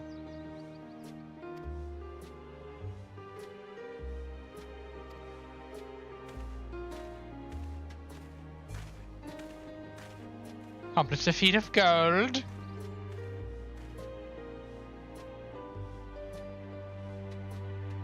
No mistaking a valley alpaca.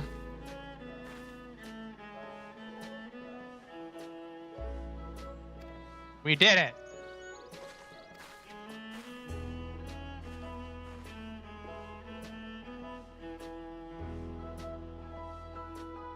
Could find a shiny one.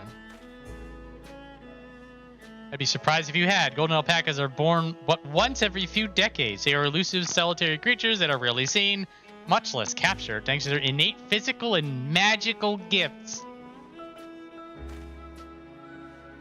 Only a single other person is known to have caught one before, that being Zoraal Ja himself.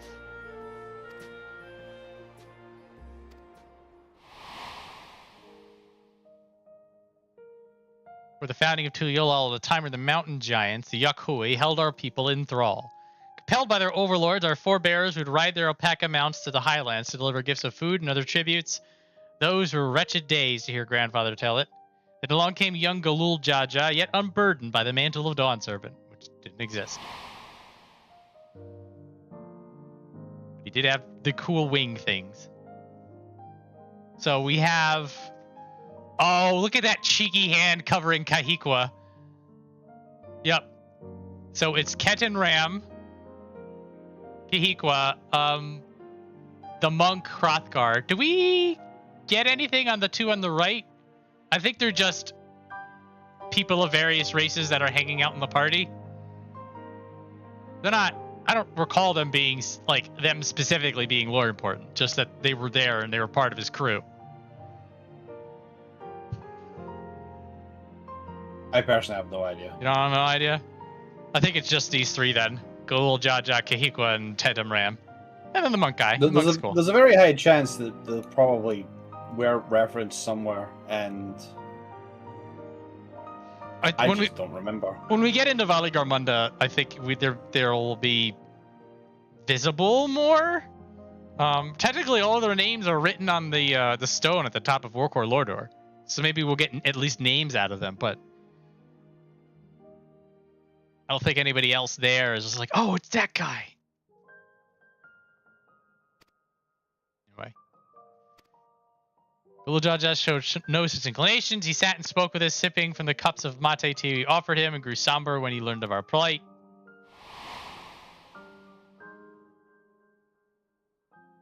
None could have anticipated what their visitor decided to do next. He ascended the close to face the giants and freed the Pelu Pelu from the Yakuy's subjugation. He then turned an appraising eye upon our riders and proposed we take to the road to peddle our beverages. The suggestion seemed obvious for one who had traveled as he did, intent on fostering amity between the clans.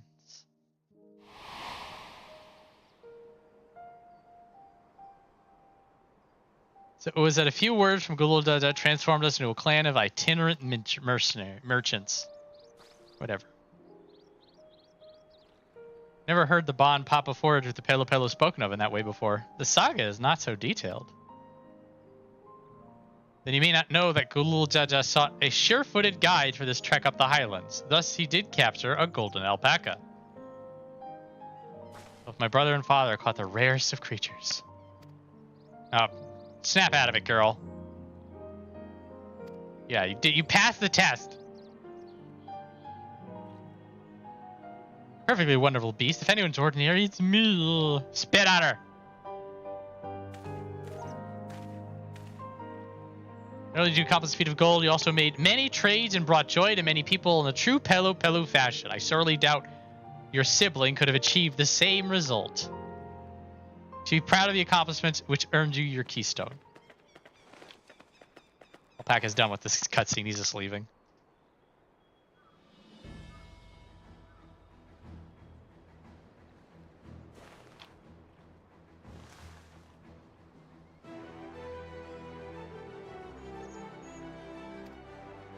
This is what they look like, she says, after watching Zoraal Ja be handed one. Okay. It's fine. One brain cell. We love her for that. Well, I love her for that. You can hate her for that if you want. Rock, paper, scissors. Yeah, one down, 6 to go.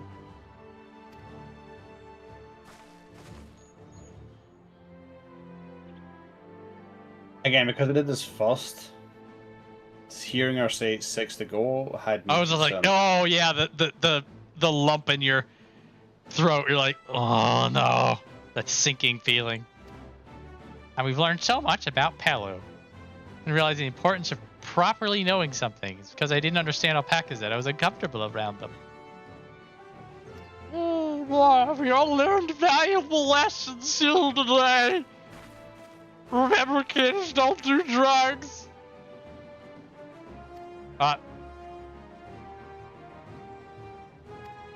Mablu's breaking free. The orphan's flown the orphanage.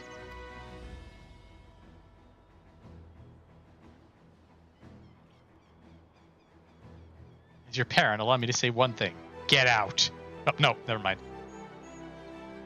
Try to get my words lie. Yeah, whatever. Let's get out of here. She'll make an exceptional peddler. Yay!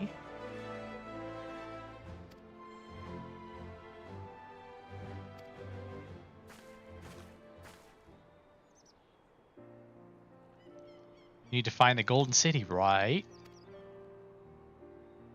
Suggest you talk to the Yakhui.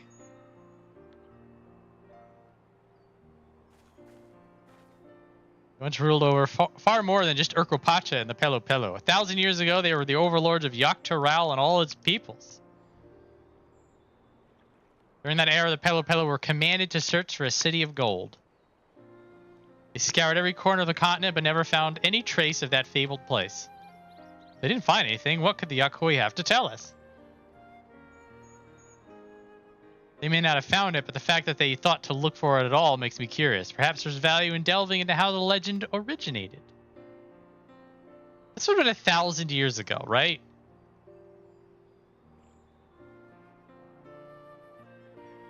Trying to think. So... now there's some timey-wimey bending stuff going on.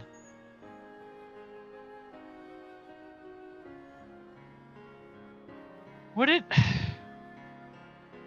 the Unlost world exist 1,000 years ago on the source?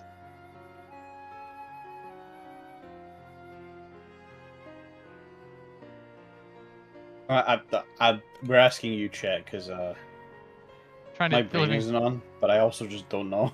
So, well, it's plausible, I guess, because the when the time bubble hit in Arizona, it was like only a few hours, but then everything got time shifted 30 years. So like, the unsundered world, living memory. I could have existed. The concept of the endless and there being a golden portal could have been a thing 1,000 years ago, maybe.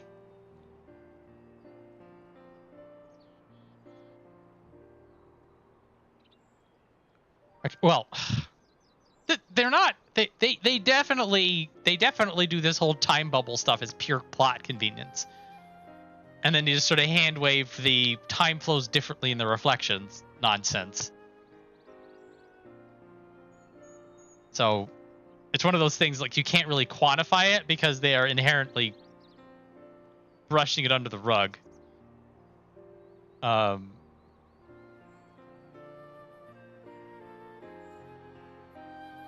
Yeah, I'm thinking that if like 1,000 years ago in the source, I don't know.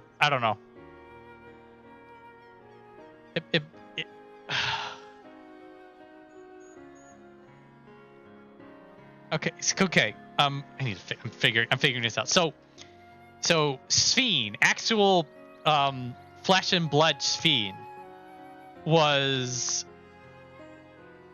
in cryo sleep for a few hundred years, I think.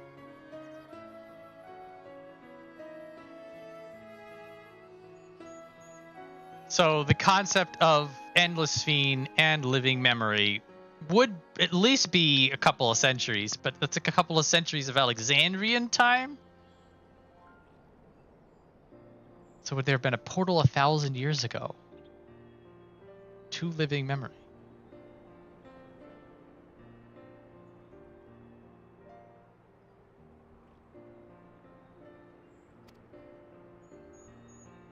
Because at this point, you're thinking a lot like sort of like literal City of Gold, you know, some like Uncharted stuff.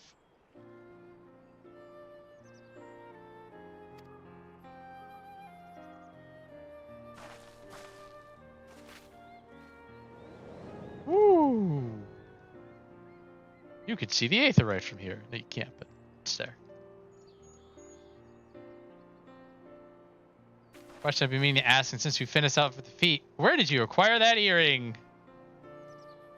Thank you for asking that plot question. Pieces like it first became fashionable in Dawntrail around 20 years ago. Since then, it's become common to wear one as a charm for safe travel.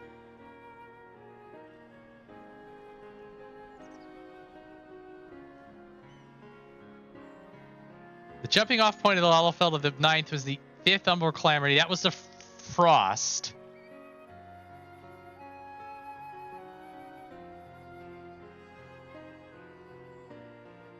So going to the 9th may have been 1,000 years ago. 1,500 years before the 6th calamity.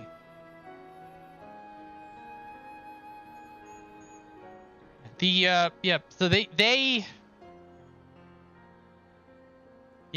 going about it the other way, I think the portal may make sense.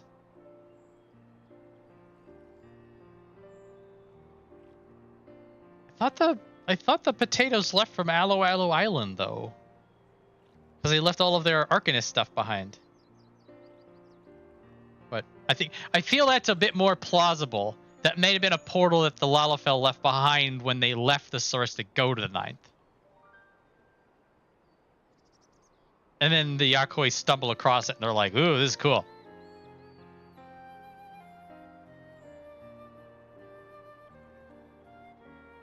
Okay, that timeline makes sense.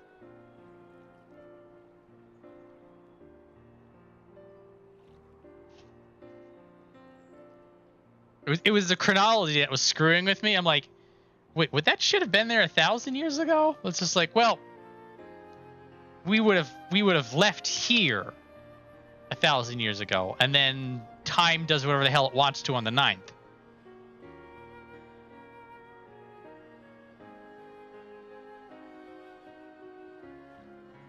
And that's where the but then the Golden City is specifically because the living memory is gold? Maybe? Or like the room is gold?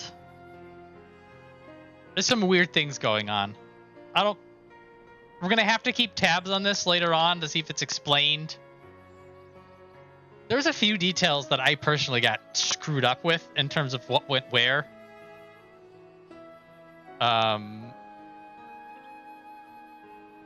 So we're just going to have to keep tabs on, like, what is an ancient legend, what is actually something that happened, and only shooting stars break the mold.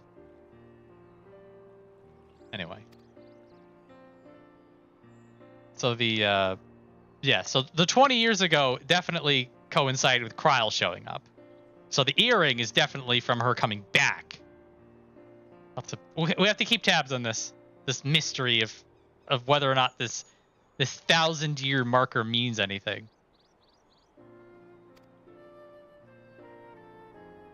I want to know how first came to be crafted. I couldn't try to find out.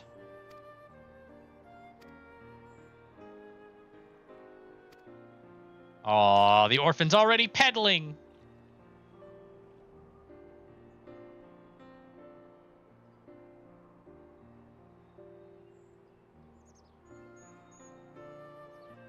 Right then, let's head back to Viola and get ready to search for the next elector. After all, the ice we skate is getting pretty thin.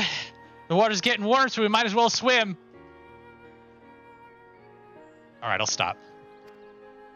Or will I? Yeah, we'll stop playing this game and go watch Shrek.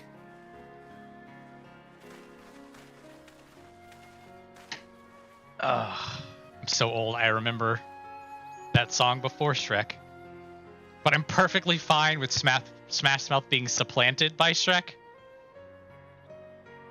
It's one of those things I don't really feel like fighting over. It's just I have a special memory of the music video. And then the song hitting into Shrek, and I'm just like, oh, I like this song. And so did absolutely every other kid in school for like 2 entire summers. But anyway.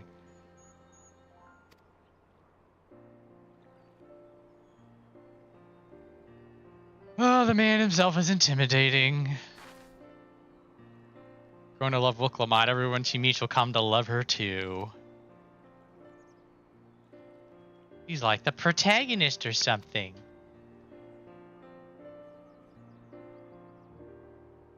Oh, and we fade out by looking up to the sky.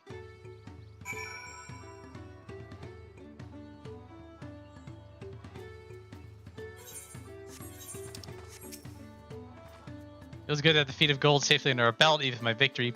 Oh, shut up about that. No, shouldn't let it bother me. Got to know you've all been so supportive, but I want to be strong or wise like my brothers. To be a promise that people respect. It's not like if I stand here carrying on about things. Let's get out of here. Off you go. We're done. I do. Here we go.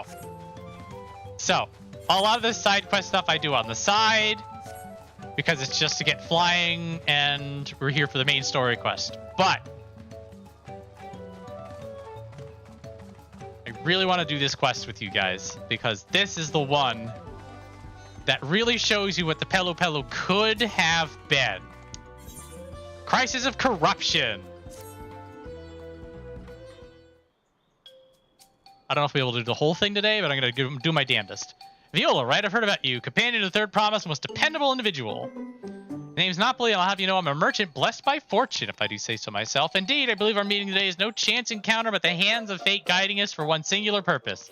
The exchange of invaluable items at an unbelievable price. If I could direct your attention over there for just a moment.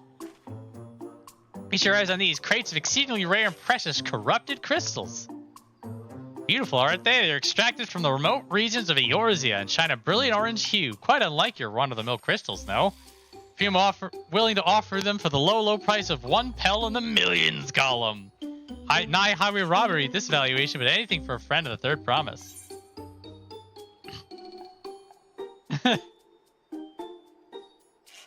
They're not even worth a fraction of that price. What do you mean? Considering how much it set me back to purchase them, the price I'm offering should be perfectly reasonable. Strains. These are precious crystals, are they not? Oh boy. Should we tell them about Siren? You tell them about the dungeons? Just to be certain, these crystals are considered priceless treasures in Eorzea, right? Now, let me talk to you about the land getting bled dry.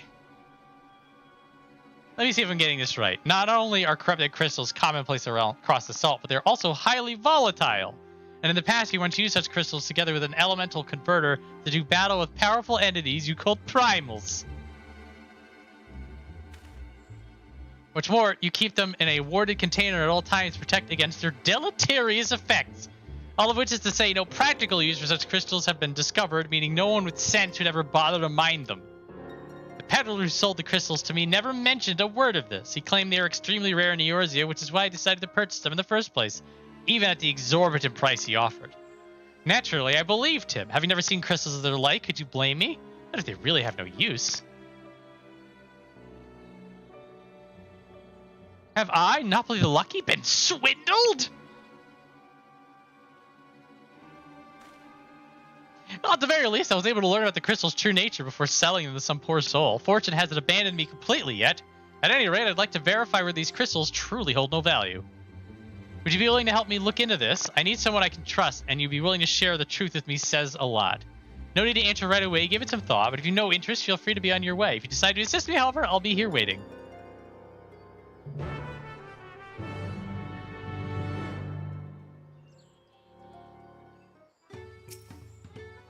Willing to help. Now, before I go and confront the merchant who sold me these crystals, I'd like to look into potential uses for them in Tural. For instance, crystals are in high demand among Turali mages who make extensive use of them in their rituals. I just so happen to know a spellcaster among the distillery's guard. I'd like you to speak with them about the corrupted crystals and gauge their interest in purchasing them. In the meantime, I'll see about procuring a container to ward off the crystal's harmful effects. Per your explanation, preparing an elemental converter with my skills is likely impossible, but finding the requisite materials for warding vessels should be well within my abilities. The mage you're looking for is an individual of the Buniwa tribe. If you happen upon someone wielding a staff, chances are you found them.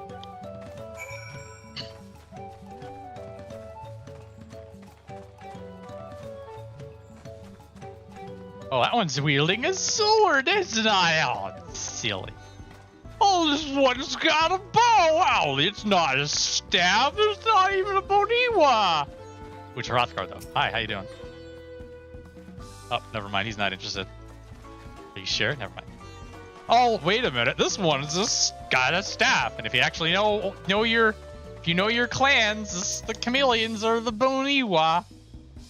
Interesting. I never heard of these corrupted crystals. As practitioner of the arcane arts, I'll not deny they pique my curiosity. I'm afraid I have no interest in purchasing them. If they're as volatile as you say, there's little to be done with crystals whose very natures can change on a whim.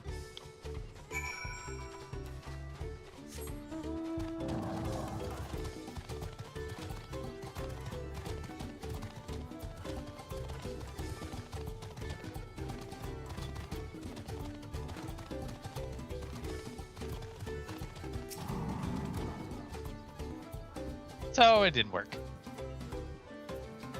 Even the mage is not interested. Nevertheless, I thank you for speaking with them on my behalf. It seems you were right. These crystals really are worthless. I may be unable to make back what I've lost, but there's still one thing I can do.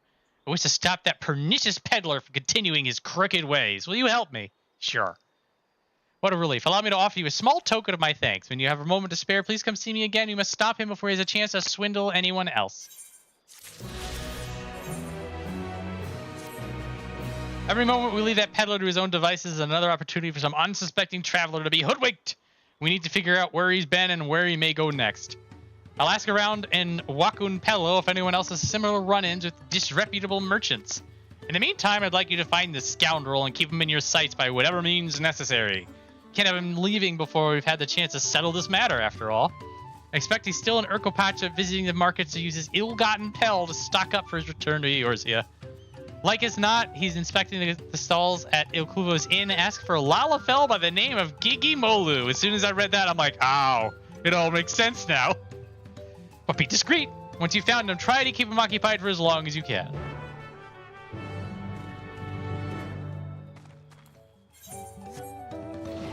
And down, he's down there.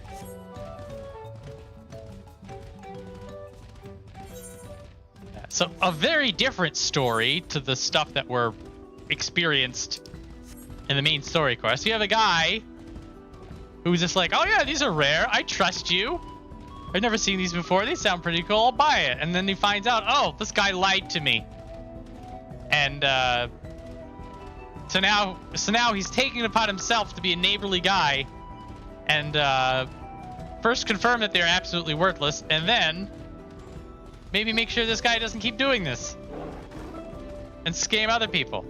Hello, Gigi Molo. Oh, well, it's a pleasant surprise. I think we would meet again here of all places. You do recognize me, don't me? The merchant you spoke with on the ship to Tuliolal. I neglected to impart my name to you at the time, but I shall happily rectify that now. Gigi Molu at your service. Since my arrival on the continent, I must say business has been booming. Spare you the details of my most recent transaction, but suffice to say, I earned quite a handsome sum from a most generous young merchant. Truly makes the lengthy voyage here well worth the trouble. All that remains before I return to yours is to purchase some commodities. Alas, ever since I've felt the soothing waters of Pana Capellu retreat on my skin, I can't think of little else. The mere mention of it stirred my yearning to avail myself of those hot springs once more. It's pleasant to meet you again, my friend, but I must be going. Farewell. Oh, I'm back.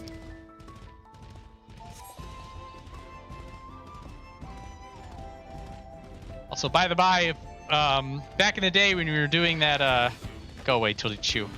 When we were doing that hide and seek, this is the quest that tells you where the hot springs are.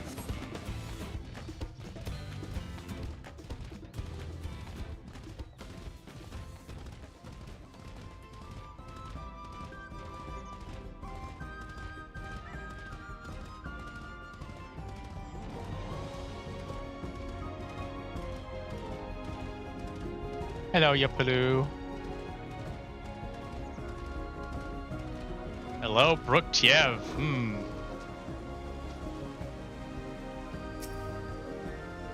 Oh, it's you again. Did you follow me here? Or perhaps you two have succumbed to the allure of these hot springs. The water is just perfect temperature and the view ravishing. Strong agree. All my worries seem to just melt away, though I suppose I've also Cavally to thank for that. He's been the perfect attendant, taking care of my every need. Surprised you're still listening to me ramble on. If I didn't know better, I might think you came not to enjoy these springs, but to speak with me.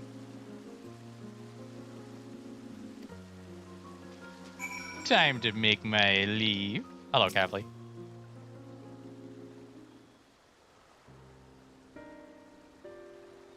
Alright, what can you tell me about the potato over there? Did Timolo truly did such an awful thing? I had no idea. He's a scumbag. He only recently began to visit these springs and hired me to take care of odds and ends for him during his sojourns. I took him to be quite the affluent individual, the way he carries himself. My heart goes out to poor Nopli, but as a Pelu Pelu, I'm quite intrigued by Jijimolu's trading practices. Allow me to explain. Many years ago, we Pelu Pelu were looked down upon by the other people of Toral, both figuratively and literally, due to our diminutive stature. Chagrined, it is said that our ancestors decided to start wearing masks made in the image of the most powerful Toral Vidral, Vale Garmunda, in order to strike fear into the hearts of all who looked upon them. Today, however, the meaning of the mask has changed. After becoming peddlers of the Dawn-serving suggestion, the masks have become to symbolize fair transactions. Indeed, they are now proof of our reputability. Instead of focusing solely on our own profit, we endeavor to make every trade mutually satisfactory. Countless years of doing so has earned us the respect of those around us, and we now very rarely experience any belittlement. Yet it seems Jijimolu wishes only to fill his own coffers, even at the expense of those with whom he does business. It's a shame. After what he's done, no Turali will wish to barter with him again, no matter what quality of import he has at hand. I will keep a close watch on him from now on. I don't want to see anyone else swindle out of their hard-earned pel. Well, given his present euphoria, I doubt he'll be doing anything of the sort anytime soon. That said, I'm sure Nopli must be anxious to hear from you. I have matters here well at hand. Why don't you return to him?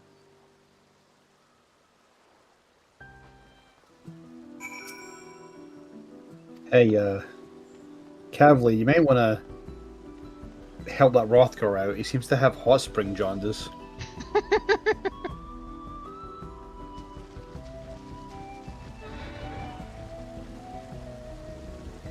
Oh, hi.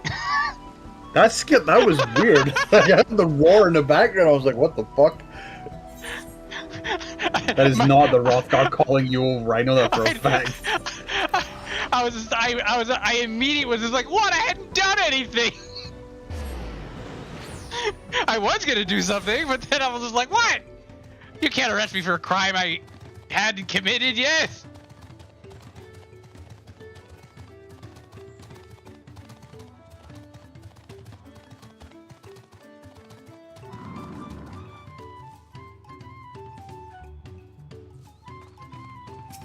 Yeah, so this is all side quests. So learning, so you sort of get this, oh, we like to trade. And then again, then a lot of the interactions with the Pelu Pelu after that are, oh, I'm going to take your money. Oh, I'm going to swindle you. I'm going to scam you. And you get this impression that they're like Weasley.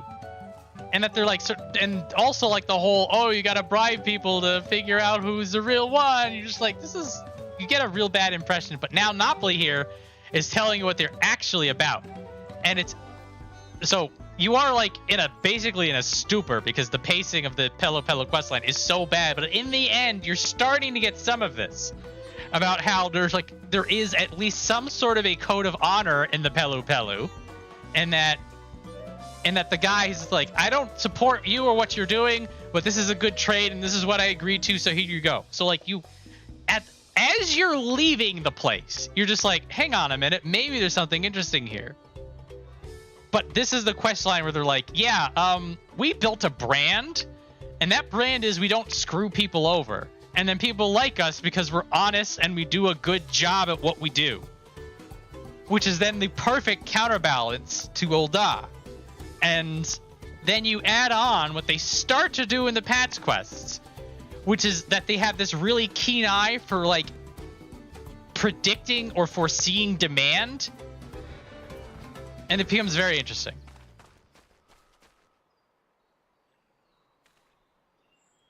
What? You met Kijimolu during your voyage to Toral? What a small world. In any case, thank you for lending your assistance once again. It's reassuring to know Kavli will be keeping careful watch of him. As for our investigation here, it seems I'm presently Kijimolu's only victim. But I fear it won't be the last. There's no telling what underhanded tricks he'll use to procure those wares you spoke of, and I refuse to let him besmirch all that it means to be a merchant. I have a plan, but I'm going to need your help.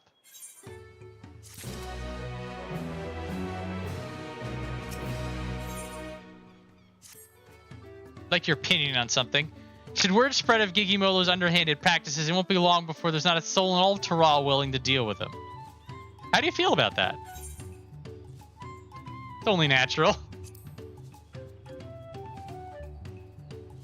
Indeed, yet I would be disappointed by such a conclusion. After all, we'd lose one of the few merchants willing to voyage across the sea to do business with us. If he's remained a potential trading partner in the years to come, he needs to be made to see the error of his ways. I suspect a few words of warning will do little, however. He needs to be taught a proper lesson to feel the sting of being swindled for himself. And we shall make sure that he does the Pelu Pelu way. First, we'll need an alluring piece of merchandise to serve as bait. Hailing from across the salt yourself, I can think of none better suited to finding something that might garner his interest. Have a look about and see what local specialties we have to offer. I should like him to know if anything catches your eye. Oh, we're going to talk to 4 people. This is a real thorough investigation. Can I talk to you? Can I talk to you over the ledge? Oh, I can talk to him over the ledge. Coffee plants. Oh. We have coffee plants. We have coffee plants at home. The coffee plants at home. Yeah. Local specialty. How about the popotos being sold? Yeah, we have those.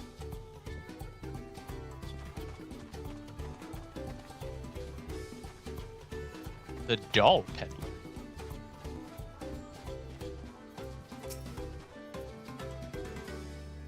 It's for the merchant. They may be interested in our traditional dolls. They're believed to be good luck for business. I carry one around myself as it so happens.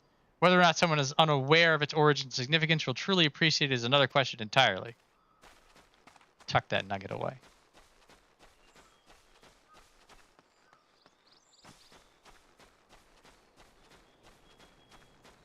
Vapley. Looking for something out of the ordinary, I have to recommend an Uolon bristle hairbrush. They're good to keep the alpacas free of fleas, and they help us prevent skin conditions. And while you expect them to turn and spit on anyone tugging on their hair, the alpacas seem to enjoy the grooming. It's a simple way to keep them healthy and happy. People can use the brushes too. The Uolon bristles help distribute natural scalp oils and strip of the hair left over dead strands to promote a healthy scalp. Surprisingly gentle on the skin too, it's a little wonder they've grown so popular.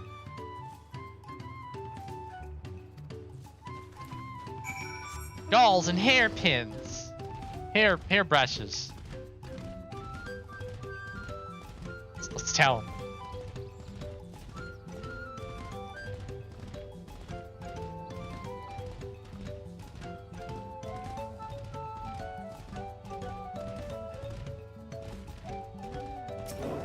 Napoli.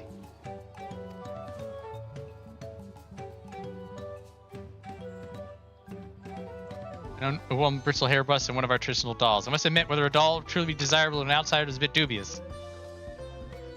I think it's safe to go with the hairbrush. My thanks for finding a suitable bait. Normally they go for 1 pelt in the 10,000s column, but to teach our pernicious peddler a lesson, I'll offer 1 in the pelt in the 100,000s column. $10,000 for a brush? Unless you worry I won't actually sell it to him, I'm just giving him a taste of his own medicine so he can come to understand why a fair and honest deal is so important. More importantly, I wish to convey something to him, merchant to merchant. So what do you say? Will you lend me your aid? Let's do it. Snowing! It remains to me to begin my negotiations. However, even should I approach him, I expect he won't be willing to bend an ear to anything I have to say. But if you, a fellow of yours, were to whisper in his ear of a merchant dealing in exotic wares he won't find elsewhere, I dare say his interest will be piqued. I expect he's still soaking in the springs, so try searching for him first at the retreat.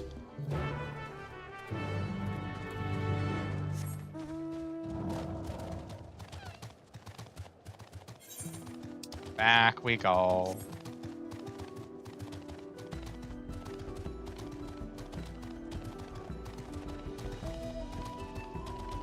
wonder if these people are like doing the Dawntrails along with me.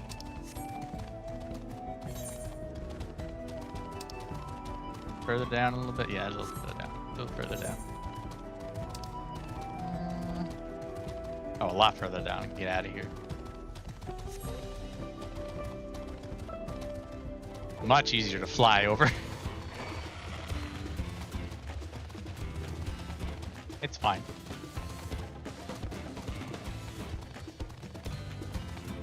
Yeah, so we have a guy who's like, we don't do business this way. And now we have, and so then the sort of the answer is, well, then you just have some asshole comes in and swindles all of you, and then nobody's in business. But, and this is the point that he made before. Oh, hello, B rank. The point he made before is that if you're an asshole, you're gonna get run out of town. But then we said this is a guy who's also a nice guy who understands that there's value in this relationship, and he's just like, wait a minute, this guy comes from Eorzea to do business. We don't have a lot of those. So even though he's being a prick, even though he ripped me off, I'm gonna try to salvage this. This is the interesting merchant stuff. That could have been in the MSQ, but we have to do this instead. But it's in here. Somebody on the writing team figured it out. Ah, it's you again. I take it you two are unable to resist the allure of these waters. Hey, you want to buy a hairbrush? I see, and you wish to introduce me to this merchant of exotic wares. How thoughtful of you. I'm honestly surprised you remembered that I've yet to find suitable goods to take back to Eorzea. Very well, I still meet this merchant, but I can hardly sit at the negotiating table in little more than a bathing towel. Pray wait for me below while I make myself presentable. What the hell? Some, like, rock hit. It's like a bait going on around me? I don't know.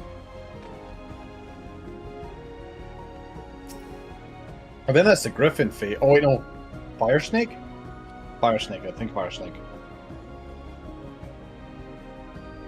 Tasked with supporting Nopoly's negotiations. As the negotiations may take several minutes, you may wish to cancel any pending duty fellow. We have several minutes.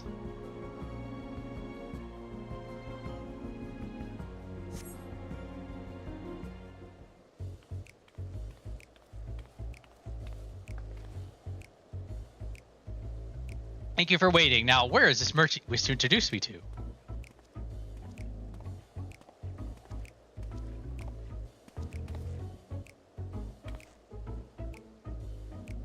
Nopoly? I see. So you two were in cahoots. You come to return the corrupted crystals. I'm afraid I do not accept refunds. Didn't Viola tell you? I'm here to make you an offer. Make me an offer? I wasn't born yesterday. Whatever it is you're planning, I want nothing to do with it. Pelu Pelu is tried to bring others happiness through trade.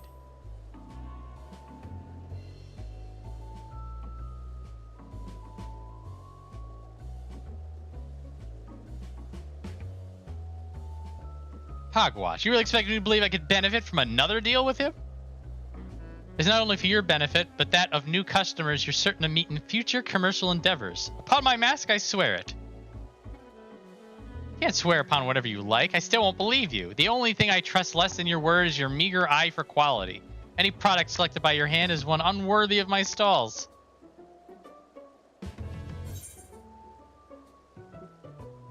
I picked it out.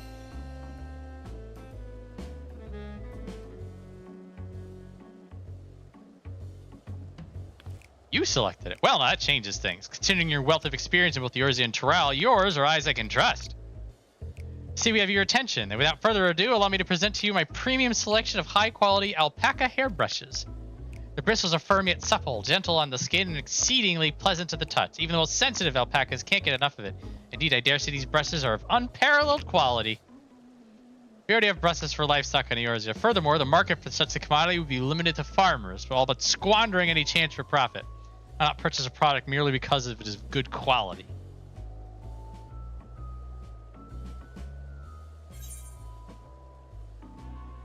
What if you use it on your own hair? Must admit, as a merchant, it's important to always make oneself as personable as possible. Yet I am confused as to why you would ask. Ah, so people can use the brush as well. Then may I try it for myself? It is a quality product for men and women of good taste. The potential market would expand considerably.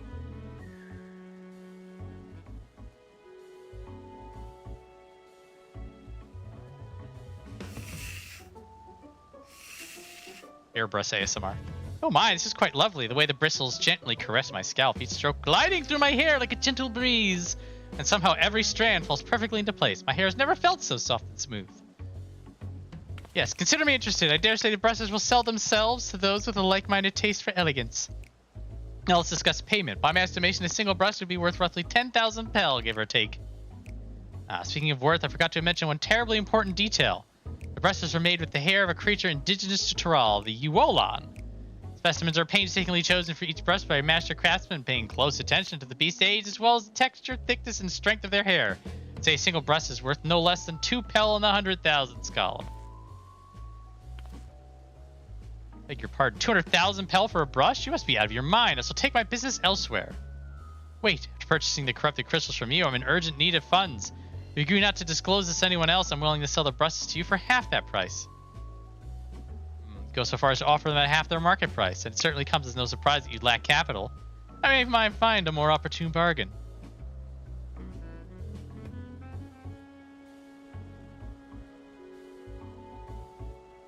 Very well, you have yourself a deal. So use all the pel I have on hand to purchase as many brushes as you can offer.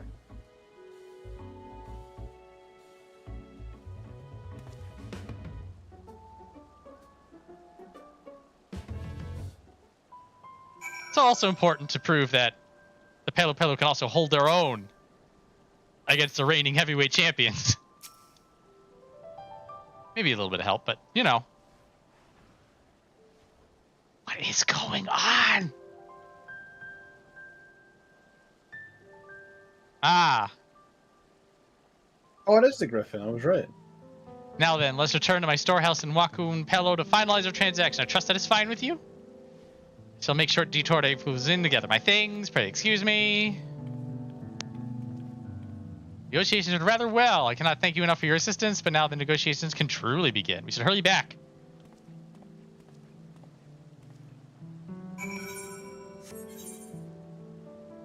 Let's hurry back like this.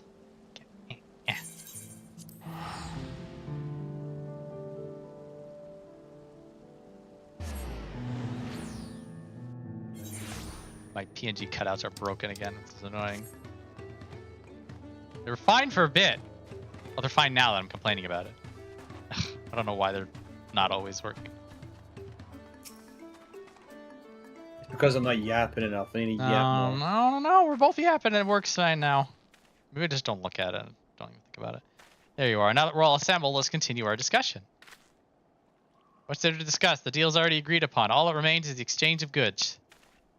Are you sure? Even though I told you the actual value of the brush is but a single pel in the 10,000s column? What? You deceived me?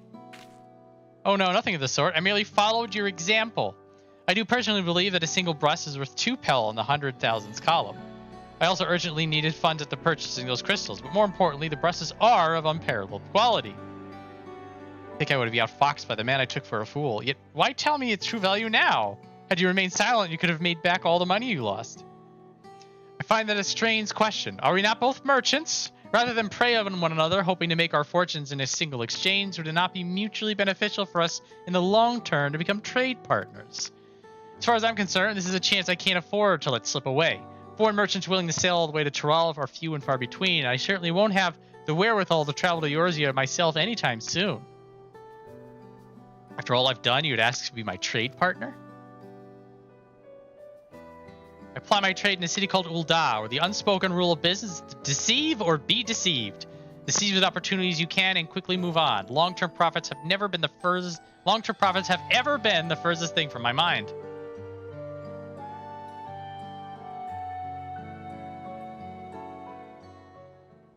When I first saw you in Uppley, I could sense your naivety. Thus did I approach you with a mind to exploit it and pawn my worthless corrupted crystals into your eager hands. At the time I thought I simply business as usual. And I am wholly embarrassed by the thought of it now. That you would use the same ploy against me and for even greater profit makes it all the more shameful. No play. I'm truly sorry for deceiving you. I shall return all the money I took from you and make what amends I can for the trouble I've caused. I don't deserve your forgiveness, let alone your partnership, but you're for certain it is the best cause. I am, but forget about the money. I'd like you to go bring back more of those corrupted crystals. If I can find some use for them, we'll have a product that can easily be sold for a premium, and we can corner the market here in Tyrell. I'm happy to oblige, but until such time as the crystals become profitable here, I cannot proceed in good conscience without a product we can both benefit from. If it pleases you, I'd like to explore our options.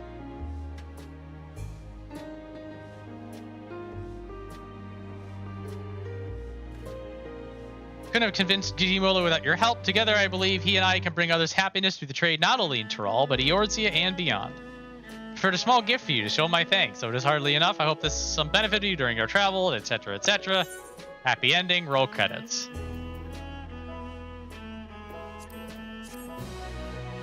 So this side quest, which took me about 10 to 15 minutes,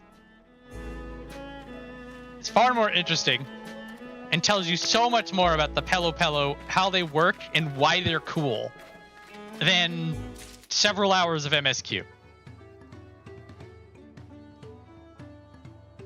So, this is why I'm so mad about the Pelu Pelu.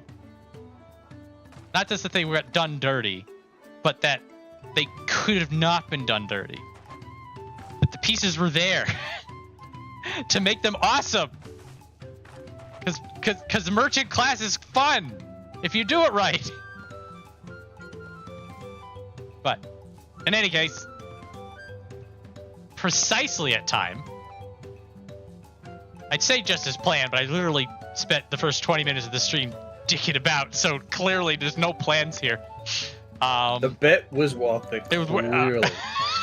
I'm fine with it. I'm fine with it. Looking back on it, it was kind of just. It was worth the investment, and I got to say "rich bitch" for like an hour on screen. So you know, thank you everybody for hanging out. Back to Saturday streams starting this Saturday. More of this.